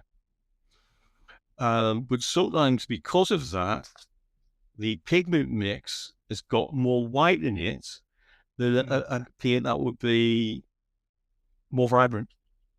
yes. So you can win, but also lose with getting a good opaque coverage. So army painters, for example, have gone that way. But colour paints, new paint range, mini paints, for example, they're not marketing it as good coverage paint necessarily. What they're Right. saying is, what you will get is from us, you may need to have 2, 3, 4 layers, especially if you're going to use black, Mm, to build up. But what you will win with, you will get a very, very strong, heavily saturated, good colour pigment yes. as you finish. So it depends what you want from the paint as well, because not only have you got different colours, a lot of the paints will just work in different ways. And there's so many different paints on the market now. I'm surprised that. Well, certainly, if I was going to, you came to me and said, "Paul, I've got a good idea. We both recently retired. Have you got any money left?" And I'd say, "Well, no, can't spend it all. Yeah. Let's pretend I've still got some of my sort of money left from the pension. Yeah. And let's invest in the paint range." And I said, "Well, Kenneth, the market's saturated. I don't think it's a good idea because there's Yeah. so many different paint ranges now. Yeah. I don't know when sort of saturation point will be for new companies trying to market new paints and and will the market be big enough to sustain a new paint range? But companies seemingly still are doing it. Yeah, there's I think there's a lot of people who obsessively buy paint as well. Yeah, A good friend of mine, Mark Hydes, he's bought the army painter rack, yeah. that they would have in a shop with all the Sheesh. paint. Well, they would, they would, I love the guy. He's a bit mad, a bit like me. He'll get everything. But there are colours that I can imagine over the years. I would use the black, I would use the white, I would use the main colours. But would I ever use that really weird shade of violet that is not necessarily useful for anything? So people do just buy paints, which is just a little bit worrying in some ways. But when I look at what I use, I kind of there's stuff that I've got. I think it's called Metal Academy that do metallics. I use a lot of Hmm. their metallic stuff.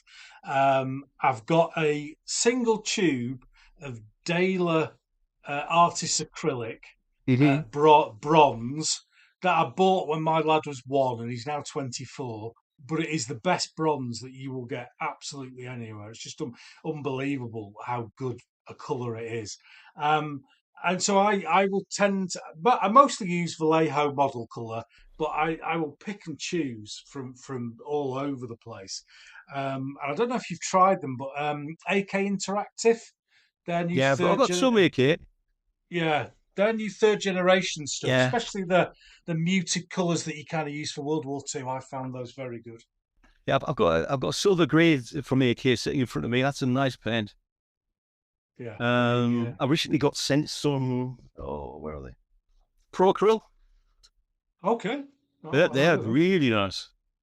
Glazed Mm, beautifully. I was very impressed with those, but I don't have many of those, but I really like those.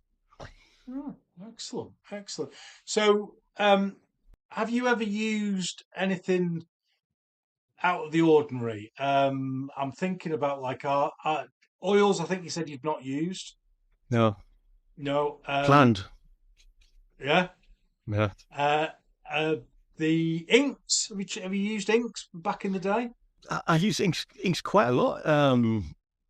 So inks can be useful just as useful as inks, but you can use them to saturate your colours. So if you want to add a reddy into a red paint, you'll get a very rich Mm, red, depending which one you put in, obviously, and why you're doing it. And you can do that to thin the paint as well, because obviously if you're going to add water or any sort of glaze medium or matte medium or whatever into your paint, you're thinning it out, but what you're taking away is a little bit of the colour. If you want to put matte medium in with the paint, of course, you're not actually mm. making the paint more fluid at all. It's just like adding colourless paint into paint, if you know what I mean. Yeah, Um, so I mean, that would need to be feed, because I mean that's all really, although not really, but in a sense that's all your normal, your medium, your matte medium from companies like GW or Cellu. mm, It's just medium mixed in with sort of different sort of additives and water. yeah. So ink can be really useful. I mix it ink too with resin as well for water Mm, effects. yeah.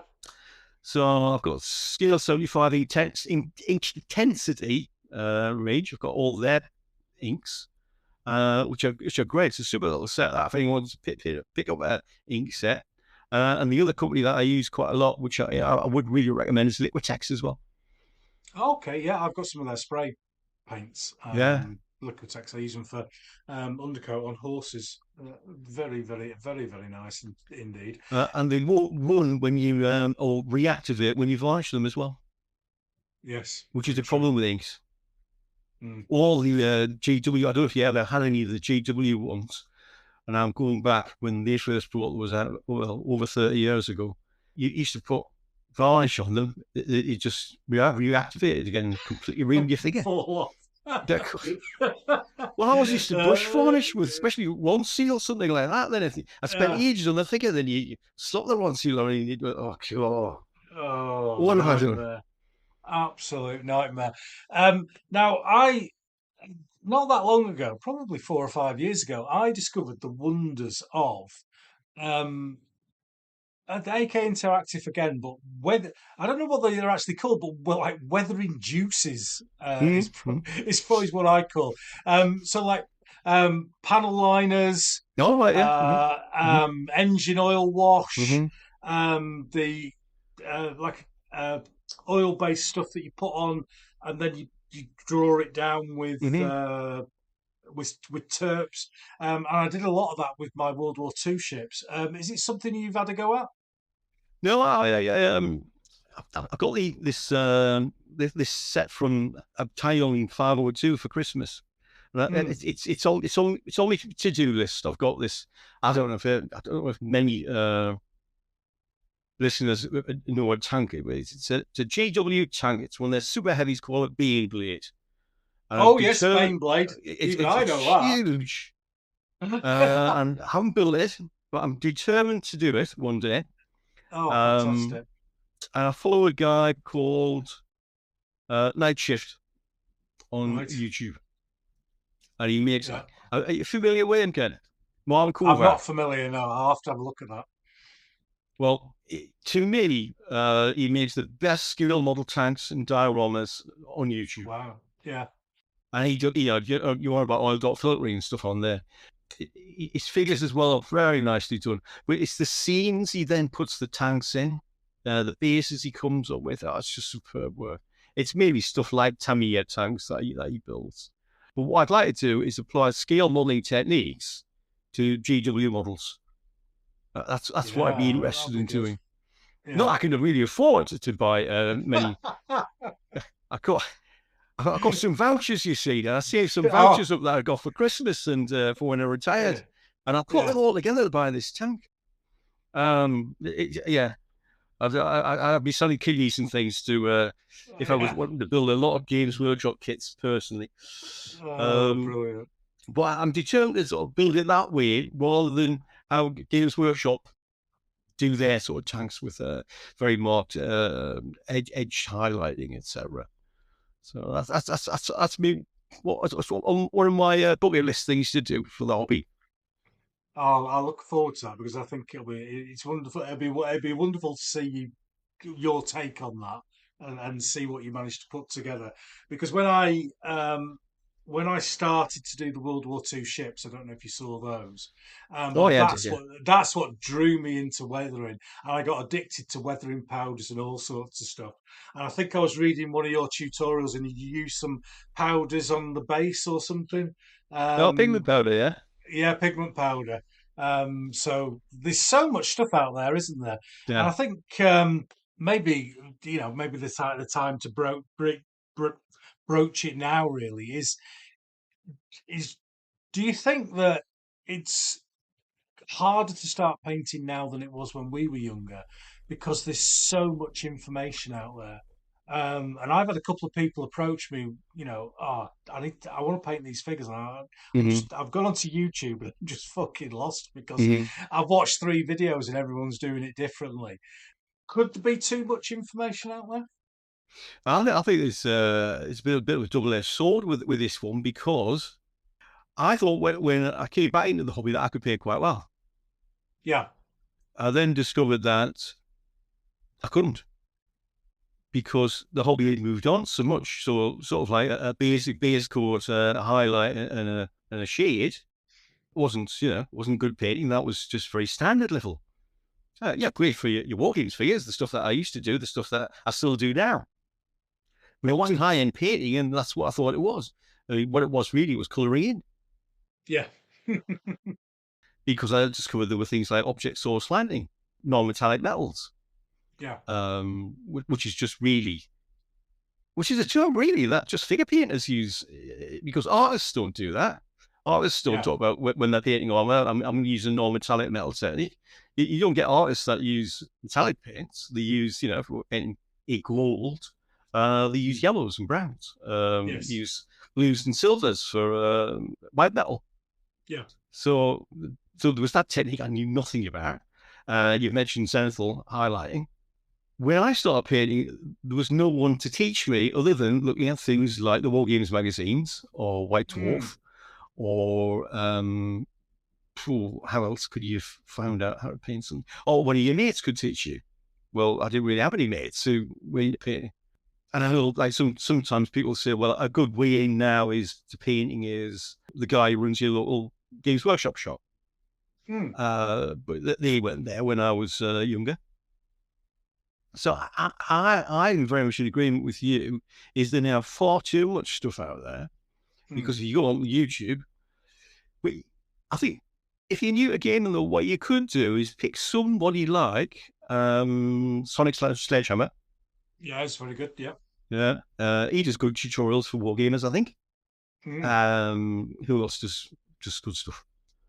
Well, you used to do some stuff, Ken, but I don't think you've done many figure painting tutorials for a while, have you? No, I haven't. It's just lack of time, really. Yeah, I think I did a lot of those before I started the podcast. yeah, So I might do some more in the future. But yeah, it's. I think it's that finding the right person within all the noise that yeah. is around, and finding the right person to teach you the right techniques for your what you want your figures for. Mm-hmm. There's no point watching my stuff and trying to paint five Space Marines to win a Golden Demon because it's not going Yeah. to work. Whereas the person who's just won a Golden Demon, there's no point watching their videos to do a 128 figure Mm-hmm. pipe block because, like we said earlier on, you could be in your 20s and you'll be dead Mm-hmm. before you've finished Yeah, it. yeah. So Mm-hmm. there's just I find it even myself having painted for a long time, and I watch painting videos every now and again just to try and pick things up. But I find it very confusing everything that's going on, and I think if I was starting now, where would I go? And I think it would be a little bit difficult to. I think sometimes when you look at sites like the board action sites, and somebody will say, "I need to paint board action. Can Hmm, somebody give me good advice?" hmm, If you go in the thread, you will find, well, Trisonics or so what's he called? The guy at Two Thin Coats. His name escapes me now. oh, Duncan Rhodes. Dublin Roads, yeah. Sometimes he does historical stuff as well, and people will give Hmm, recommendations to various people. And I think if you hmm, start off somewhere like that, because Duncan does, I mean, I would say Duncan generally is not perhaps at very introductory level, because I yeah. still think although he paints to, I, I mean, I would call it very high standard tabletop, Duncan. So Yeah. maybe for a brand newcomer, you might look at that and say, well, I can't do that. I haven't got the brush control to do that. Hmm, We were talking about eyes before, you might just be putting a big sludge of white paint somewhere. And, well, why can't I make mine look like that? And it's not really to do with even brush control. It's to do with have you think you paint properly? Because the paint, I mean, you might say, well, I need a very, very finely defined small brush to get my paint from my palette onto my model. Well, what you find is you use a tiny little brush and you haven't got the paint the right consistency. By the time you get the brush to the figure anyway, it's dry on the tip hmm, and nothing will come off. And it yes. isn't really to do at times with the size of the brush, but how good a point is on the end of the brush. And all these things, I think at times what you need is a very good foundation on how to do these things before you even get to, well, how do I get to replicate a tutorial that I'm watching on YouTube? That's why I Hmm, sometimes think somebody like Troy from some Sonic is right in a sweet spot there. The yeah. figure will look really good at the end, but the skills needed to reproduce what he does are perhaps not at a high level and perhaps achievable for the average hobbyist or somebody even new to painting. Just to finish on paints. Now, one thing that drives me mad, and I don't know whether it'll drive you mad as well, but is names of Yeah, paints. And I just can't stand goblin snot puke yeah, vomit yeah. green. I just like dark green or Russian green. But you use a lot of some of the stuff I was reading through of yours. I was going, what Uh-huh. colour blue is that? What? Yeah. Does it bother you, or are you all right with it? it bothers me when I've got to try and remember what they're all called, and I'm trying to write a 2,500 word tutorial. Yeah. And I'm writing. My wife often asks, "Can you proofread this article for me?" So I haven't made any howlers or nearly messed up with something. And she'll say, "What's this Agrax Earthshade?" Oh yes. Or what's Phoenician purple? At least that is a nearby. You can kind Yeah. of guess that it would be like a very rich purple. What's Nadroth Night? Now I'm holding me Nadroth Night next to me Phoenician purple, then you're the same color. So if you're colorblind, especially, and I mean that seriously, a lot of paint names aren't really helpful. What I really like about the Army Painters new release is with a flexible triad where you've got 6 paints, say browns, and it'll say on the brown paints are actually called browns. But then we'll have individual names within the triad. But then if you look at the side, you've then got a gradient from lightest to darkest, and it'll tell you which Clever. paint within from light to dark it was within that flexible triad system that they've got. I like that. I like that idea. And the brown set is actually called browns. And then there's another brown set called ruddy browns. So you buy a ruddy brown or a brown, and then you might have some games you might think, well, I don't really know what colour Paratrooper is. But then you'll look and think, well, that's what's within that set of paints. And you use that to highlight that brown. So I think they've really scored with that Army paint. And I think whoever came up with that in their idea for their new system, it's really scored with that. No, I shall have to have a look at that. That's good. I do like that as an idea because it does drive me mad when I read a colour and I haven't got a clue what it is. No. It's and I think for me personally, it stops me buying stuff. Yeah. If I need a deep red or whatever, then I'll get deep red. But if it's bloodshot whatever, it's like, I don't know what that is. But there we go. Anyway. So just to kind of finish this little bit, well, not a little bit. We've been going for over an hour on this bit. Is is brushes, mate? What are you? Here we go. What are we on with brushes? And what kind of sizes and types of brushes do you use? I do tend to, and I shouldn't. And I know I shouldn't. I do tend to use Klinsky Sable for everything. Now you shouldn't really go in the metallics with them because they're a bit too harsh on the bristles. And you shouldn't really go near inks with them because you've got far too much problems getting in the ferrule. And it's the same way with contrast type paints. But I'm lazy and I just tend to use those brushes for everything unless it's. I will use cheaper synthetic brushes for bigger things and bases and stuff because you're just going to be an idiot if you use them for those sort of things. The type of brushes I use Rosemary & Co. So manufacturers types. Rosemary & Co. Series 33, and I've just bought some Series 8 because apparently they've been highly recommended to me. And then there's a Russian company called Rubloff who make Klinsky Sable, and I must admit at the moment they're my favourite paints. I was talking to a guy called James Cutts recently because he oh, I know James, yeah. You know James, yeah, good lad. Yep. Yeah, I think last time we were in Hammerhead. We're the three of us chatting, maybe. Yes, yeah. You're also playing with them in the big Jutland game. Salute, where is yes, yes. James, good lad. Well, we actually kidnapped him that morning because one of our players hadn't turned up. Yeah. And he was walking across he was in the same hotel as us. We kidnapped him and dragged him onto the table. We got into the show for free, so. Well, that's a positive. I do remember the story because I was chatting with him with James at the table, and I said, "Oh, so how do you get involved with this?" And he said, "No, it's a bit of a long story. I'm not actually supposed to be involved with this game, you know." Yeah, he went out. He went out with us the night before. We went into London and met up with some guys from the London Warlords Club that I know. Ian Fuller and Des Darkin and Per Broden and all those guys, and we ended up coming back home via a burger place in the morning, and before he knew it, he was co-opted onto our table, and I don't think he'll go out drinking with us again. So Oh, I came across something that James has put on social media somewhere that he couldn't get these brushes anymore. I says you can still get them. I just messaged him directly and I said you can still get them from that site on eBay. yeah. Um, there's an artist I follow on Facebook, Julia Weira. I can't remember her, but I think she's an Eastern European lady and she does Mm, fabulous work. And she used these brushes, so I thought I'd give them a try. I know James couldn't get them from anywhere because sourcing stuff from Russia is not easy at the moment. But there's an eBay seller sells mm. these brushes still. So these at the moment are my new favorite brushes.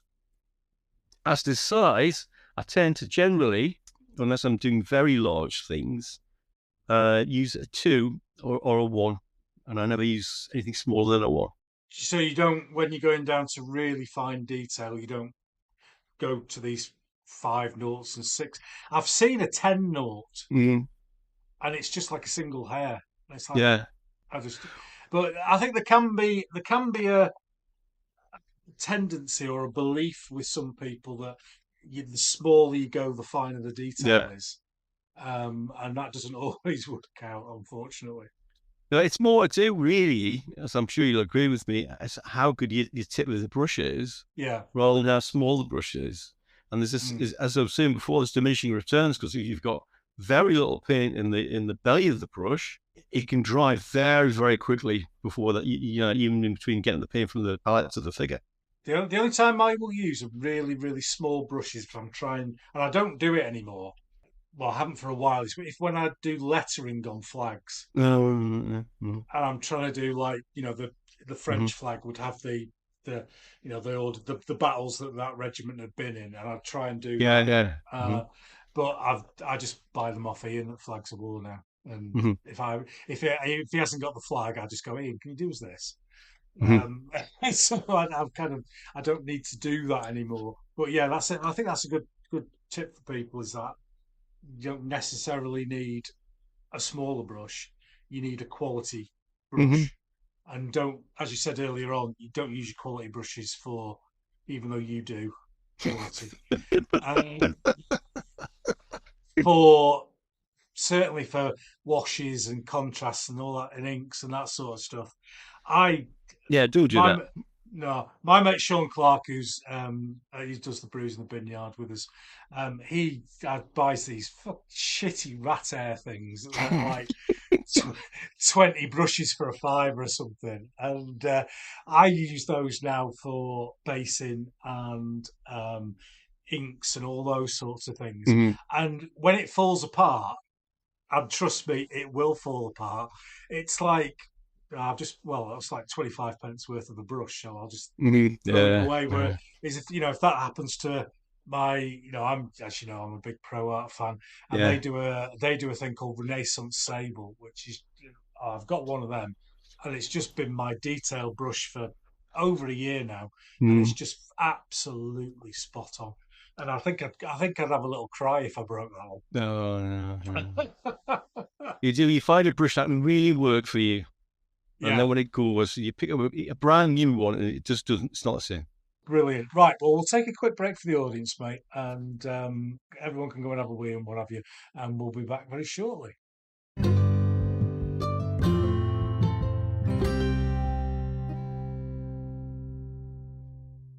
Well, welcome back, everyone. And we're just going to finish off really with just some of my top tips that Paul's going to say is rubbish, but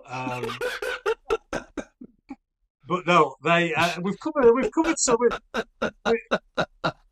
We've covered some of them. I'm sure Paul might have seen some of these on my uh, website, etc. before, and if Paul comes up with some as we go along, which I'm sure he'll have, then great. And this is really, the first one for me is one that I'm quite famous for. If I'm famous for anything, and it is stop fucking about and paint it. And Why you reckon that's all I do? yeah. So I'll tell the story again because I mean I've told it a couple of times on here, but it actually started by somebody getting in contact with me, and kind of asking for top tips, etc. And I said to the guy, "What are you doing now?" And he went through this massive long list of stuff, um, uh, thinning paints and wet pallets and all this sort of stuff. And I just said, "Can I just stop you there? You've been going 20 minutes and you've not put any paint on the figure yet. Will you just stop fucking about and paint it?" And then it kind of took a life of its own then, and it's also now kind of taken on this thing where a lot of people will sit down at a table and they'll do anything that they possibly can apart from putting paint on a figure. They'll go on YouTube. Oh, I'll just check another tutorial, see what it's like. Oh, I'll just do this. I'll just do. So stop fucking about and paint it. Could you get on board with that, Paul? Yes, I know. Do you, It all depends what your outcome is. yeah. Do you struggle to get started sometimes, or are you on it from the moment you get there? I sort of finished my kind of competition sort of season last year, Yeah, which would be about April. And then I was so disillusioned with painting, and I'd been putting off painting the house. And I've been badgered to do that for at yeah. least 5 years. I ended up painting the house. I didn't Oh touch my a word! figure for about 4 years. Wow, Sorry, 4 years, 4 months, 4 months. 4 months. And it took me nearly that length of time painting the house. But I did do a lot of renovation work in the garden and stuff as well. But that's the biggest gap since coming back from the first sort of lockdown that we had in COVID that I've had in the hobby. So I just went through it. I just didn't want to pick up a brush anymore. Was there a was there a trigger for that? Do you think, or had you just had too much? I think I'd overdone it. It's like I had too much beer or good food. I probably just just overdone. So I was sat at the table. But then I'm firing all cylinders again now. So A lot of just a people temporary thing. talk. Yeah, yeah. A lot of people talk about painting mojo, don't they? And Yeah, um, yeah, yeah. Mm-hmm. and I've found that, and this isn't on my top tips. This can go in as number nine. Mm-hmm. Then that I just let it happen, Mm-hmm. and I've been doing it for that long that I know that there are times when I will be like if I was a superhero, I'd be the flaming paintbrush, Mm-hmm. because I just can't stop. And finished units are just going and going. And then sometimes I have to bloody drag myself to do something just to get one unit done in a Mm-hmm. month. Are you like that, or do you try and push yourself to do stuff all the time? Well, sometimes I'm working two deadlines. If Mm, it's something for a competition, that's in the back of your mind. That can be a good thing and a bad thing because it could be a little bit stressful at times, but it can also be highly motivational. yeah, If I go write something for a magazine, somebody said, "Can you do this by?" You've then got to work for them. And I do enjoy writing for the magazines, but I don't enjoy everything I'm asked to paint, if you know what I mean. But I don't really yeah, like saying no as well. yeah. Is it hard sometimes to get enthusiasm up for something that maybe wouldn't be a project that you would choose? It is. I have got a little bit of a reputation with being very good at painting the tiny little figures. Yeah, And I hate painting these tiny little figures. I paint 28mm figures. right. Warlord, their marketing guy, one of their sort of advertising guys, sort of Mm, cottoned on that I was good at that. So he would often send me the new epic releases, although I haven't had anything from Warlord for a while actually. mm, And so, could you paint this? Could you do something for the community? And again, I didn't really want to say no, but that's not my favourite scale. mm, I do prefer painting bigger figures. yeah. Is Um, but sometimes, again, the small figures can be tied into the latest, release from a certain company. mm, So you tend not to be able to pick and choose. Although, obviously, if somebody says, "Can you do that for me?" I don't have to say yes. I don't work for any of the magazines. mm, Um, it just, to me, at times strikes me as a little bit churlish. Just that if somebody's asking you to do something, just to say no, I'm not doing it. Yeah. There's also a little bit in the back of your mind is if you constantly turn down requests that people make for you, they're not going to ask you anymore. Yeah, yeah, there is that. There is that to it, which is probably why I don't get anything. um, and you know, I, you know, if I'm known for anything, I'm known for saying what I think. So, is it difficult for you sometimes to put a lid on it if you've got a figure that you don't, you know, particularly like, or you know, somebody asks you to do something you're not particularly into? Do you push through that and get it done? It sounds like you do. Yeah, yeah, yeah. Yeah, yeah, yeah. Rather than like me and say, "Oh, fuck off, I'm not doing it," and then Yeah. they never I, talk to you again. I tell you what is a bit of a bugbear. A lot of companies do this, especially if it's a new release. They send you stuff with no instructions. Oh, nice, So if you're getting nice. sent something, say that's you know conflict 47, then new release, you can Mm, basically work out it's 28mm figure. Head will go on the torso, the legs will go on the bottom of the torso, then the arms will go there. If it works as a figure, it works. yeah. But with these tiny little ones, and I've got to use a magnifier to work out What's what? what it is, and then it's in bits. And then you've got a tiny little kit and you've got no idea how to build it. I'm often sort of corresponding with the editor and saying, any chance you get me some instructions? Because I don't know what I'm doing. And you just think with companies, because it is in their best interest, really, isn't it, to Yeah, send the painter guy who's then going to do something that's going to be, well, I don't know about whether the level of advertising and the money that goes into it, but you would think that it would be in their best interest to send the painter guy who's going to be doing the work for the magazine, you know, even though it's freelance and obviously not employed by any of the magazines, to give them a bit of a, you know, this is what you do, or this is what this is, or this goes on that base, or you stick these two bits together. And you can't work it out when I mean, again, nobody will say when you've got a screw gate like that. And, you know, there's a pen code, you know. How big is yeah. that figure? It's 10mm. And I don't know what base that goes on, and I can't guess.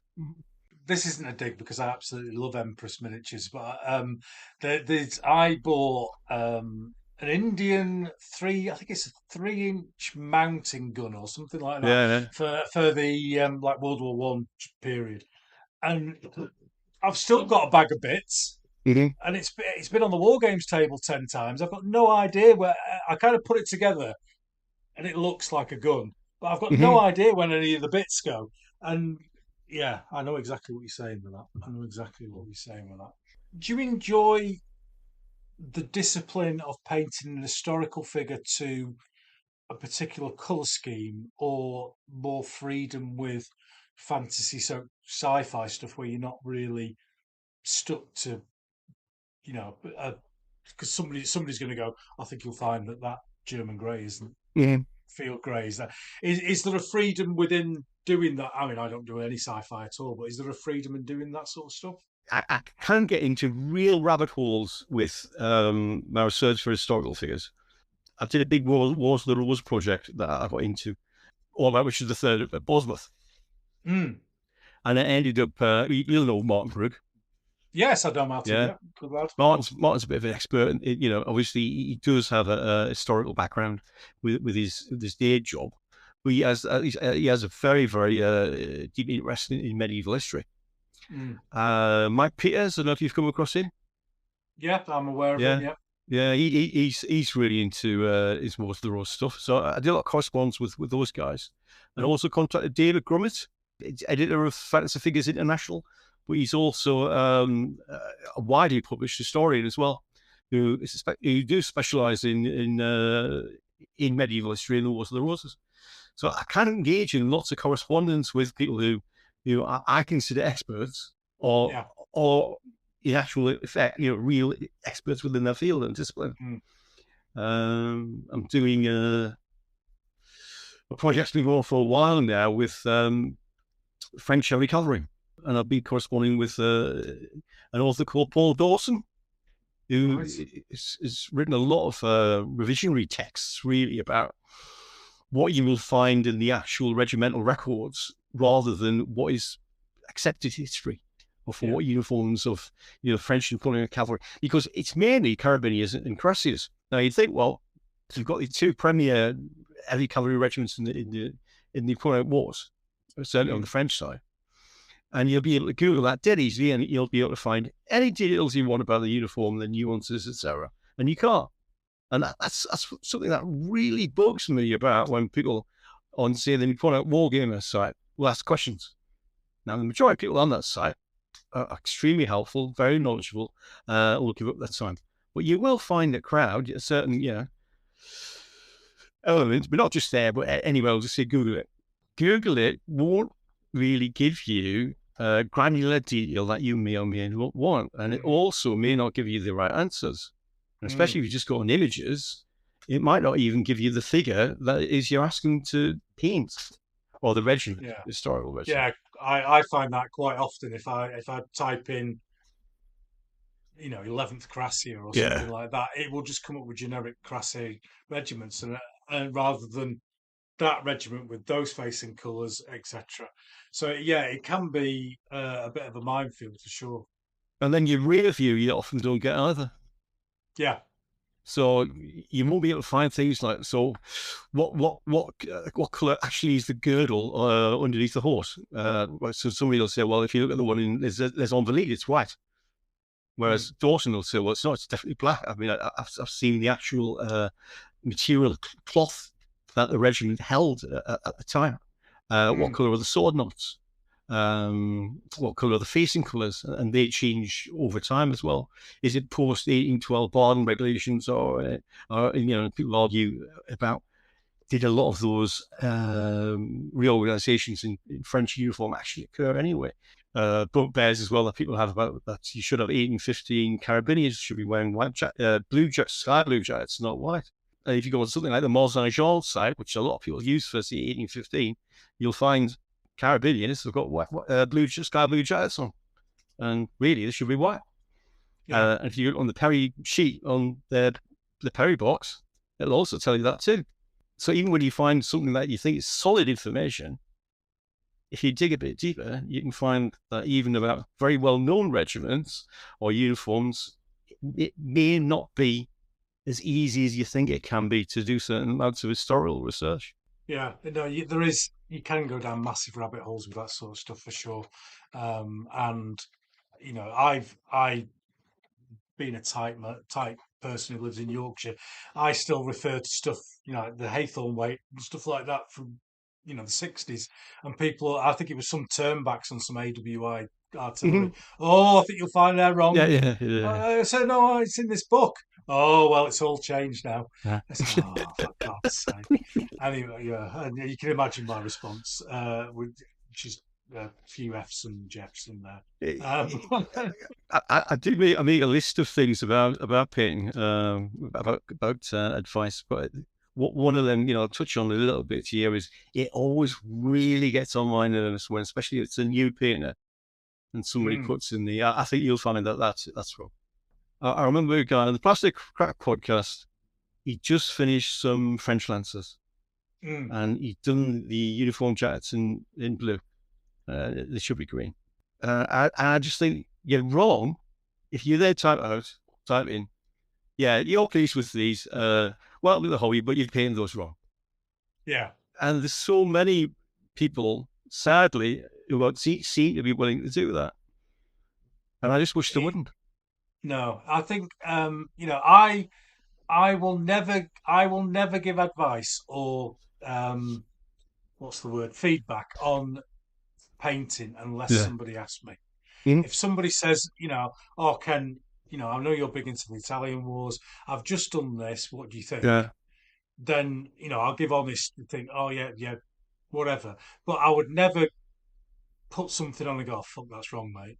Yeah. I just think it's common. But I think I've got quite a not bigging myself up, but I've got a fairly big presence on social media. Yeah. And it does attract people who go, oh, I think you'll find. Mm-hmm.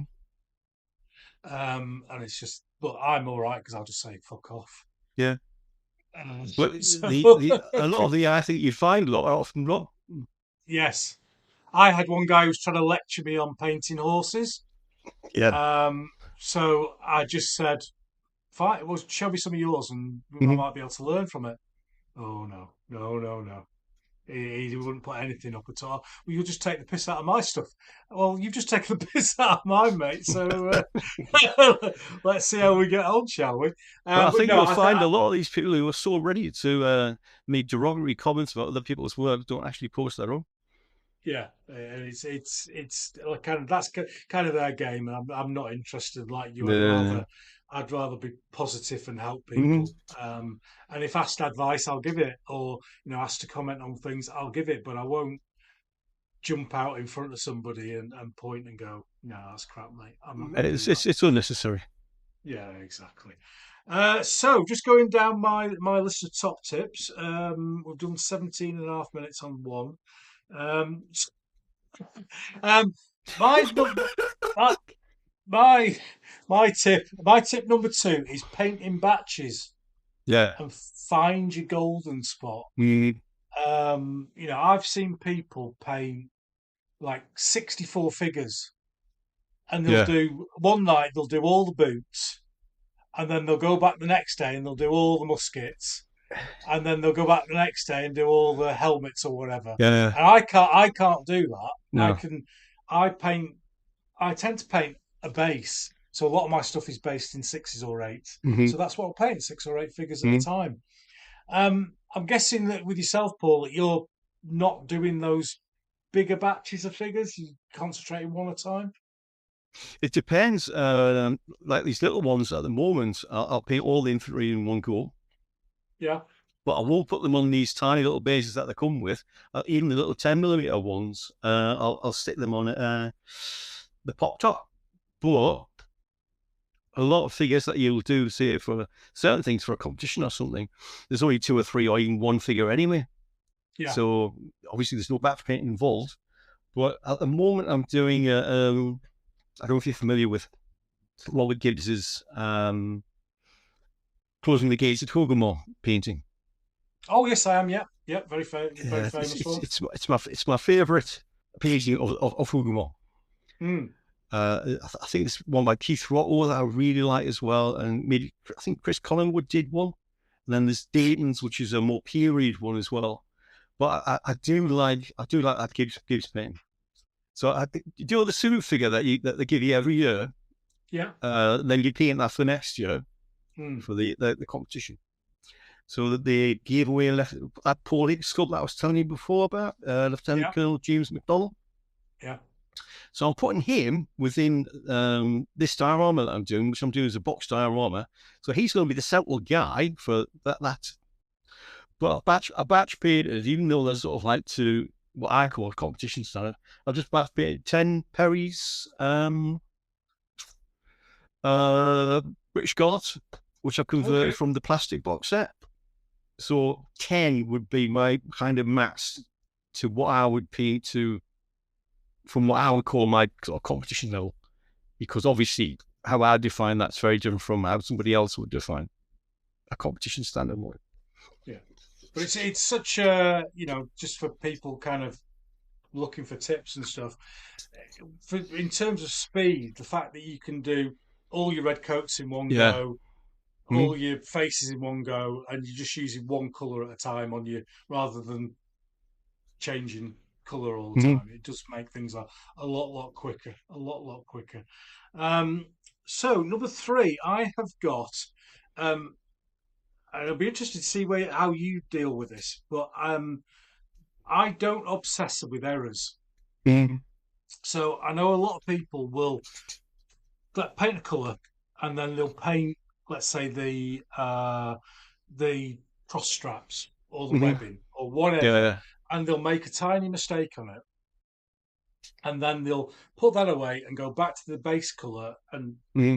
correct it. Whereas I wait until I've done Yeah. the whole figure, and then I'll do just quickly go through, and if there's anything blindingly obvious, because quite often, a lot of times, another stage of the painting or washing or the whatever Mm-hmm. process will have covered up the fuck up that you've already Yeah. made. Yeah. Yeah. So, and I've seen a lot of people obsess over tiny little mistakes, and it slows them down so much. Are you a perfecter for each colour, or can you move on after you've done one? If I was back painting something for the tabletop, I would do what you do. I Mm, find if I make a mistake, it is something a bit more kind of a, I don't know, display level piece. If I don't correct it there and then, I might then miss it later. So I do tend mm. to, even the say I'm painting red at the moment, I will then clean the brush and then go back to me off white or whatever it was, and then correct it there and then. Because I do find that often these mistakes, if you don't do it there and then, you might not see them later on. And I also find, which is a bit of a pain tip as well, connected to this, I often find mistakes when I photograph a model, Yes. especially when you then see it on social media or somewhere. And you think, oh Yeah, God, I haven't painted that. Well, that's wrong. yeah, yeah. Well, I used to obviously I'm retired now, but I used to do these Yeah. quite complex long reports, and they would be like triple checked, and then I would check them again, and then I would stand up in Crown Mm-hmm. Court to give my evidence, and the second I opened my report, I would see a mistake. Yeah. Mm-hmm. So it sometimes, so I can see what you're saying there. You photograph it and you go, "Oh fucking hell, Yeah. I've just missed it." So I know exactly what you're saying with that. It happens. It happens all the time. Or I'll see stuff in magazines even, and I think, oh God, that's wrong. And you thought, well, I hope nobody else notices. Yeah, yeah, exactly. But that bloke we were talking about earlier on, who points the mistakes out, he'll definitely tell you. Oh dear. Um, uh, we've talked about number four before, the plan the order of painting to suit you. And I do messy first. Um, we didn't talk about it with brushes, but cleaning brushes. Have you got like a, have you got a regime? Have you got, how often do you clean your brushes? What do you use? Um, I should clean the water out the water pot more often. So Because because that it's not sometimes can tea. be like filthiness there sometimes.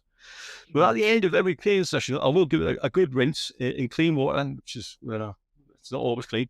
But then I'll use BG and the Masters brush cleaner. Yeah, Yeah, so I'll just then make sure there's plenty of that on the brush. Give it a swirl it out. I'll also put some more on, and then rub the brush within the palm of my hand. yeah, just to get your point back. Well, not so much just for that. I Mm, normally find it'll take a lot of paint out. Just by swilling it in your paint water, it just mm, won't happen. So yeah, you yeah. can use it to repoint your brush, but just swilling it, obviously not, flashing it in there. Yeah, but just carefully sort of wafting it across or into your pot. It will clean a lot of the paint out that you didn't actually Ah, realize that right, was in yeah. the paint in the belly of the brush, especially. And you'll see that, especially with the dark colours, you'll get tiny little paints, little bits of dry paint will come out of your brush. That could be like a sign for the Freemasons painters. We could all like look, show our palms, and we got like little spots Mm, of paint in there. That would be definitely a unique one for us. And you're use, I use that brush soap as well. yeah. Absolutely fantastic. And I think a lot of people struggle with brushes because they don't look after them Mm-hmm. properly, and they get the little curl at the end and what have you. And yeah, look after your paintbrushes, and they will look after you. I think is the one with that. Right, I've done these before. I one fat slap beats the two thin coats. Covered that one.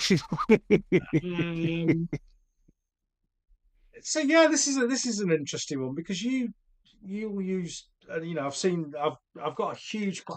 You've done some bloody look. I had to read all them. Um, I haven't even opened some of them magazines.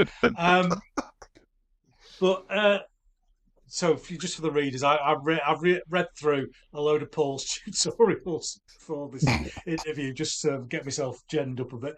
Um, I do actually do some work in the background. It might sound like I just toss it off, but I do actually do some stuff. So I find that my speed comes from familiarity. And if I do change techniques, and as I mentioned earlier, I'm living in Yorkshire for 40 odd years, change is not one of my strong points. That's where I get my speed and I suppose that I'm so used to painting one way that I know where colours go and I know which colour to choose, etc. Um, because you're changing techniques for different things, does that slow you down? Do you have to think about things, or have you boxed each one off individually and you just crack on with it? I think sometimes where somebody might pick up a tutorial that I write, or maybe even somebody else, that they then think, oh, well, he knows what he's doing with that, or he's done that many times before. Yeah. Sometimes I've got to really do some, research about what do you do with that technique? How is that Mm. technique done? What are the different methods you do? Are there to do that or achieve that? And what also I can't do as well is really just say, well, how would Darren Latham paint that? Look at it on his blog, write it down, copy it, and then put it, this is my work. Because that's just plagiarism, isn't it? But on the other side of that coin is there are only so many methods to paint a certain thing. There's only so many ways to do this. There's only so many ways to do that. Yeah, people can have their own sort of spin on it, but generally, if you want to look at a method to doing something, I don't think there's an expectation for somebody who's doing a tutorial in a magazine to reinvent the wheel every time either. Yeah. So while you can't just copy somebody else's work, that there is a massive wealth of information out there that you can combine different things and present something that you think somebody would be interested in reading, especially if it's a technique that's new to them, Mm. because it could be fairly new to me as well.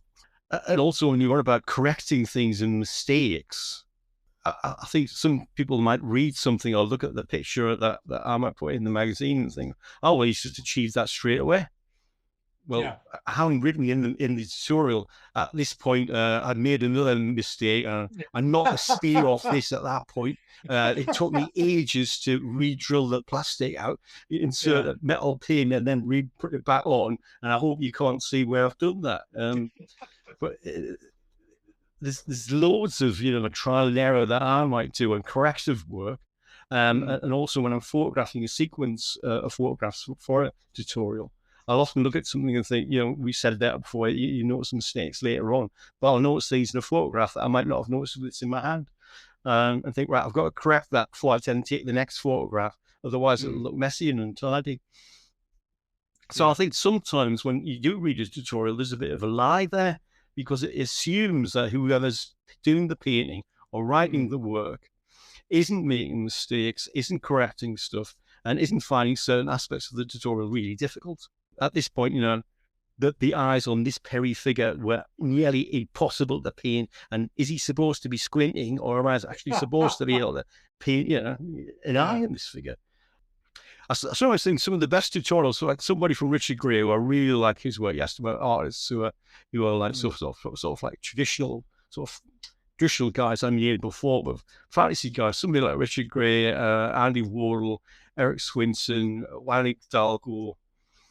These guys are really following some of the best tutorials like Richard's. You'll often say, well, at this point, I've made a right piece year of this, and I've had to Yeah. correct this, and this is how I corrected and did it, Yeah. rather than let's edit out all my mistakes and then give everybody the impression that I'm following your tutorial and you're just, painting Mm. cards and you don't make these mistakes. You didn't just apply too much wash there and it went over everything and completely ruined the figure. Or you Mm. pick your brush up and just as you were about to apply the paint, there was a little bit of water at the end of your ferrule, a drop, that then dropped into the body of the brush and then flooded paint everywhere. Mm. He'll leave things in like that in. But tutorials and magazines, I think it's difficult to write that I made this mistake here. I did this wrong. You might do this as well. One of the reasons why I think it's difficult to do that in a magazine tutorial is you're really working to a word count, and you've got to be very careful that you don't go beyond that Yeah. And I think because you either have to you. rewrite it or Yeah. potentially you'll just get an email from the editor and say, I'm not printing that. Yeah. You're going to struggle to get all the detail in, and stuff like making mistakes is human, and I Mhm. think it does. as you just said there, Paul, in some ways, it makes people who are following the tutorial go, "Oh yeah, he's a daft bugger just like me," and Yeah, yeah. Mhm. yeah, and you make mistakes. Has anyone ever tried to or asked you to paint in the style of somebody else? Um, no, I'm aware of lots of you know, content creators who do painting in the style. Yeah, Um, I sometimes get asked, "Can you paint this in a sort of like not green dark, but can you make that a little bit sort of grungy, not too clean? yeah. Or can you definitely use contrast paints for this?" So sometimes I'm asked to point in a certain direction, but I'm not. I've never been asked, "Can you do this in a style of?" Sometimes I'll do that on purpose though. I'll do very much a heavy metal style, so very clean, lots of edge highlights, not volumetric highlight painting. And sometimes I'll try and paint volumetrically, which is just painting how light naturally reacts to shapes on the figure. Because I'm then trying to make something that's not just samey all the time. Yeah. Okay, he's painting a German paratrooper this week, and he painted a Napoleonic, I don't know, who saw last week or month.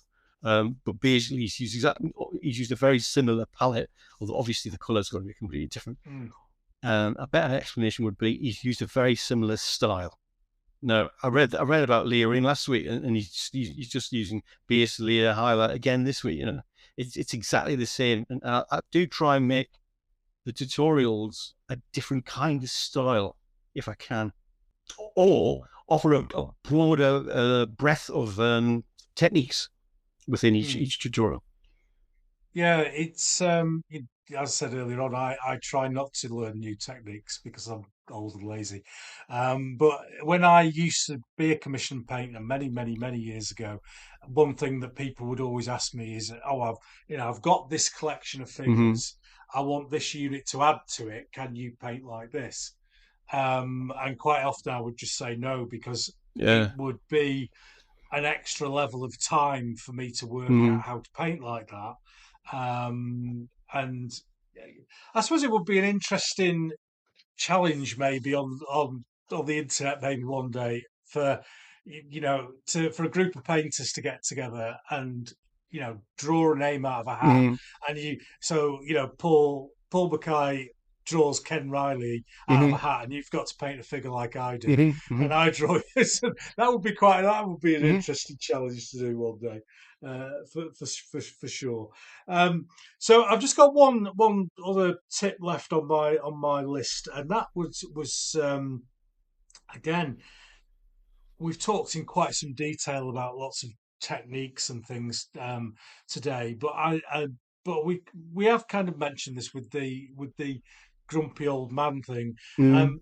and I always say to people, don't compare yourself to others, and enjoy what you do, and just try and if you want to improve, try and improve yourself at your own level, so that when you look at it, you go, "Oh, that's a bit better than I did Mm-hmm. last year," Yeah, yeah, yeah. or something like. Because some people can just go, "Oh, I'm never going to paint like that," and Mm-hmm. just give up. And I'd hate for somebody to see, something of yours or something of mine, and for them to go, "I can't do that. I'm going to give up."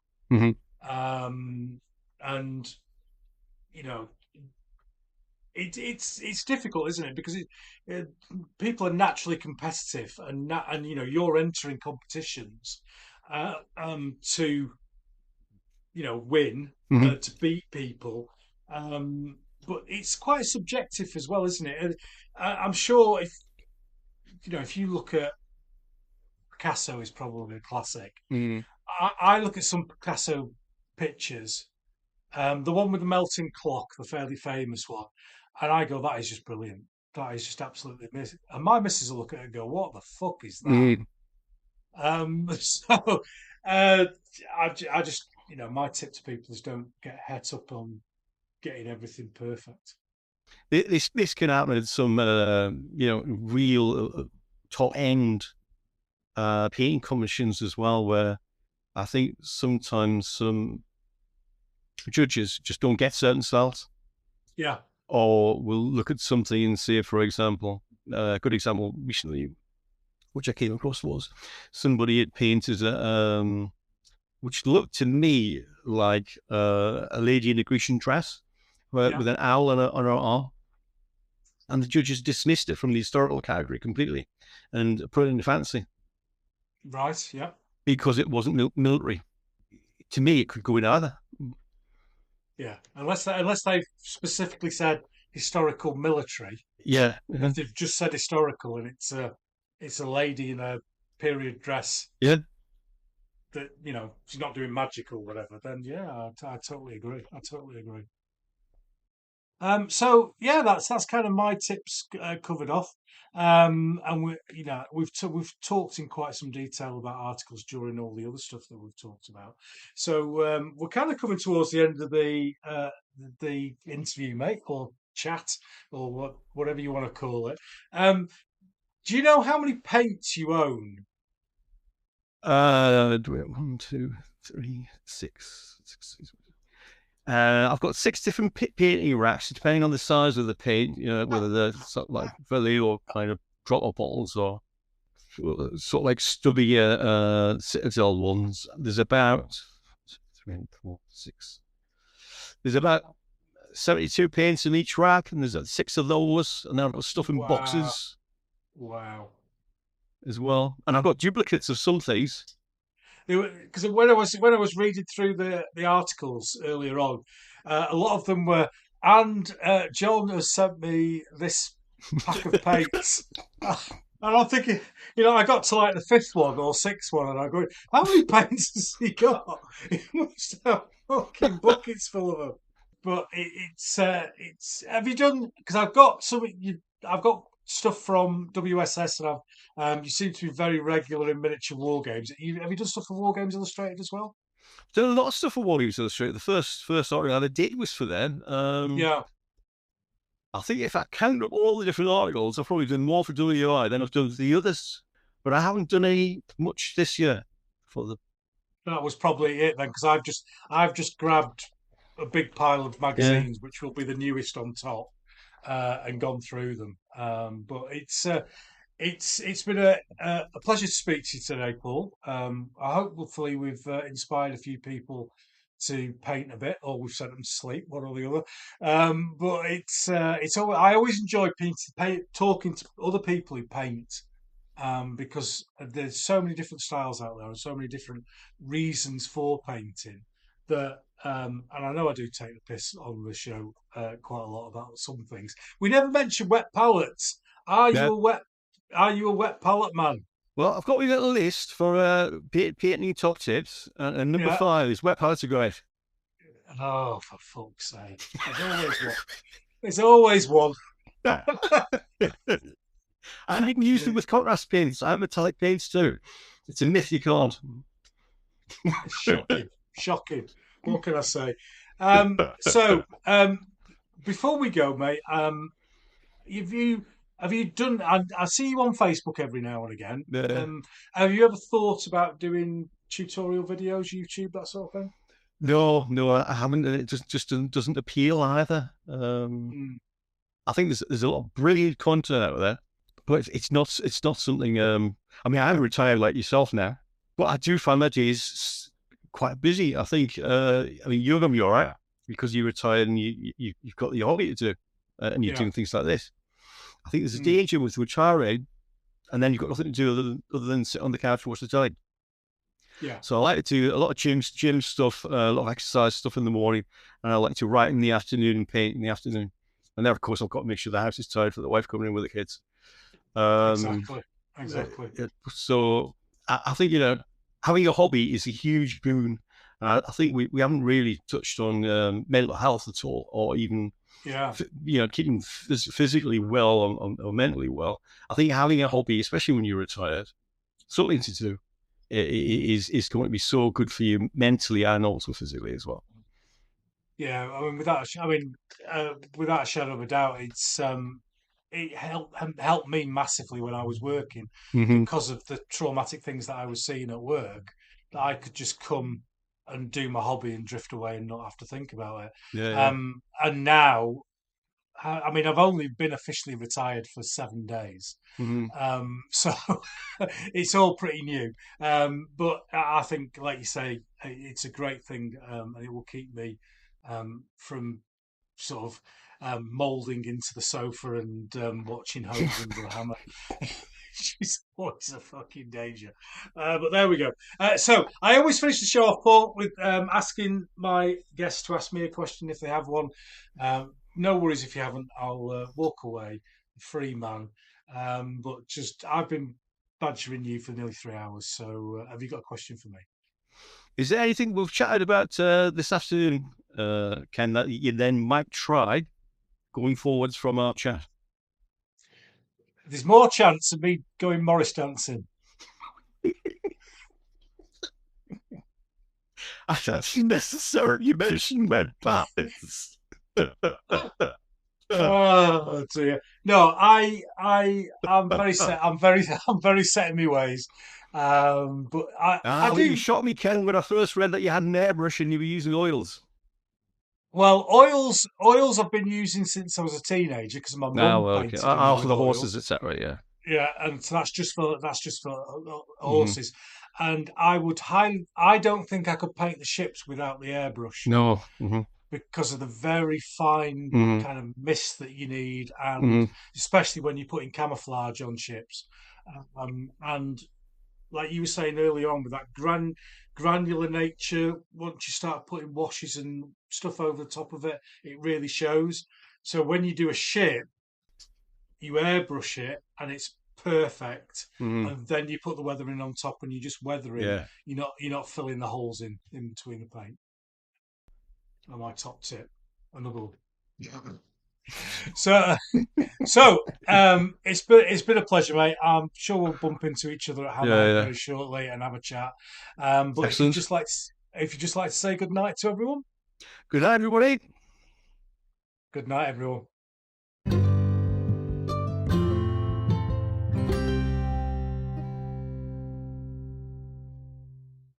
Well, after 5 hours nearly for the Christmas episode, 2 hours and 45 minutes is a bit like short. The Yorkshire Gamer short, 2 hours and 45 minutes.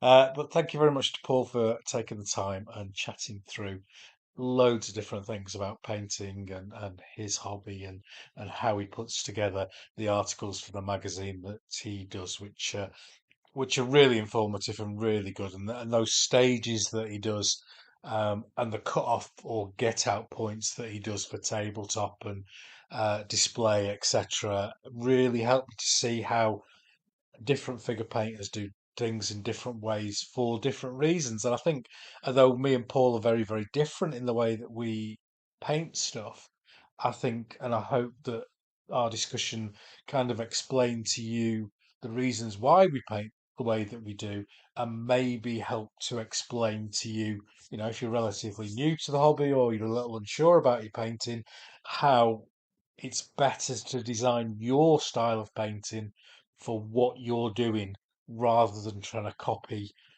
Golden Demon winners, etc. So informative, hopefully, and yeah, great fun. Really enjoyed talking to Paul, and hope you enjoyed listening to it too. So I'm going to try, and I've said this before, I'm going to try and do every 3 weeks, maybe a little bit more, and I've still got 4 episodes held over from last year.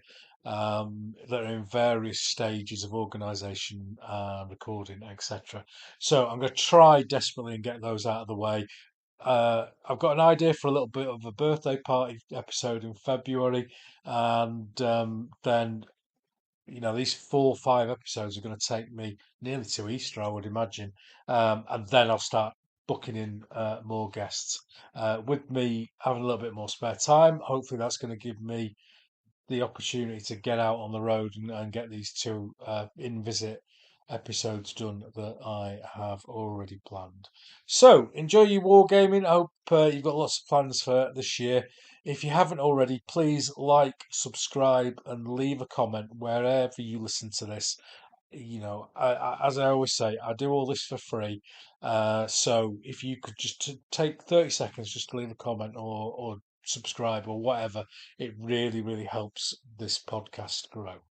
So until next time, I shall just say, City.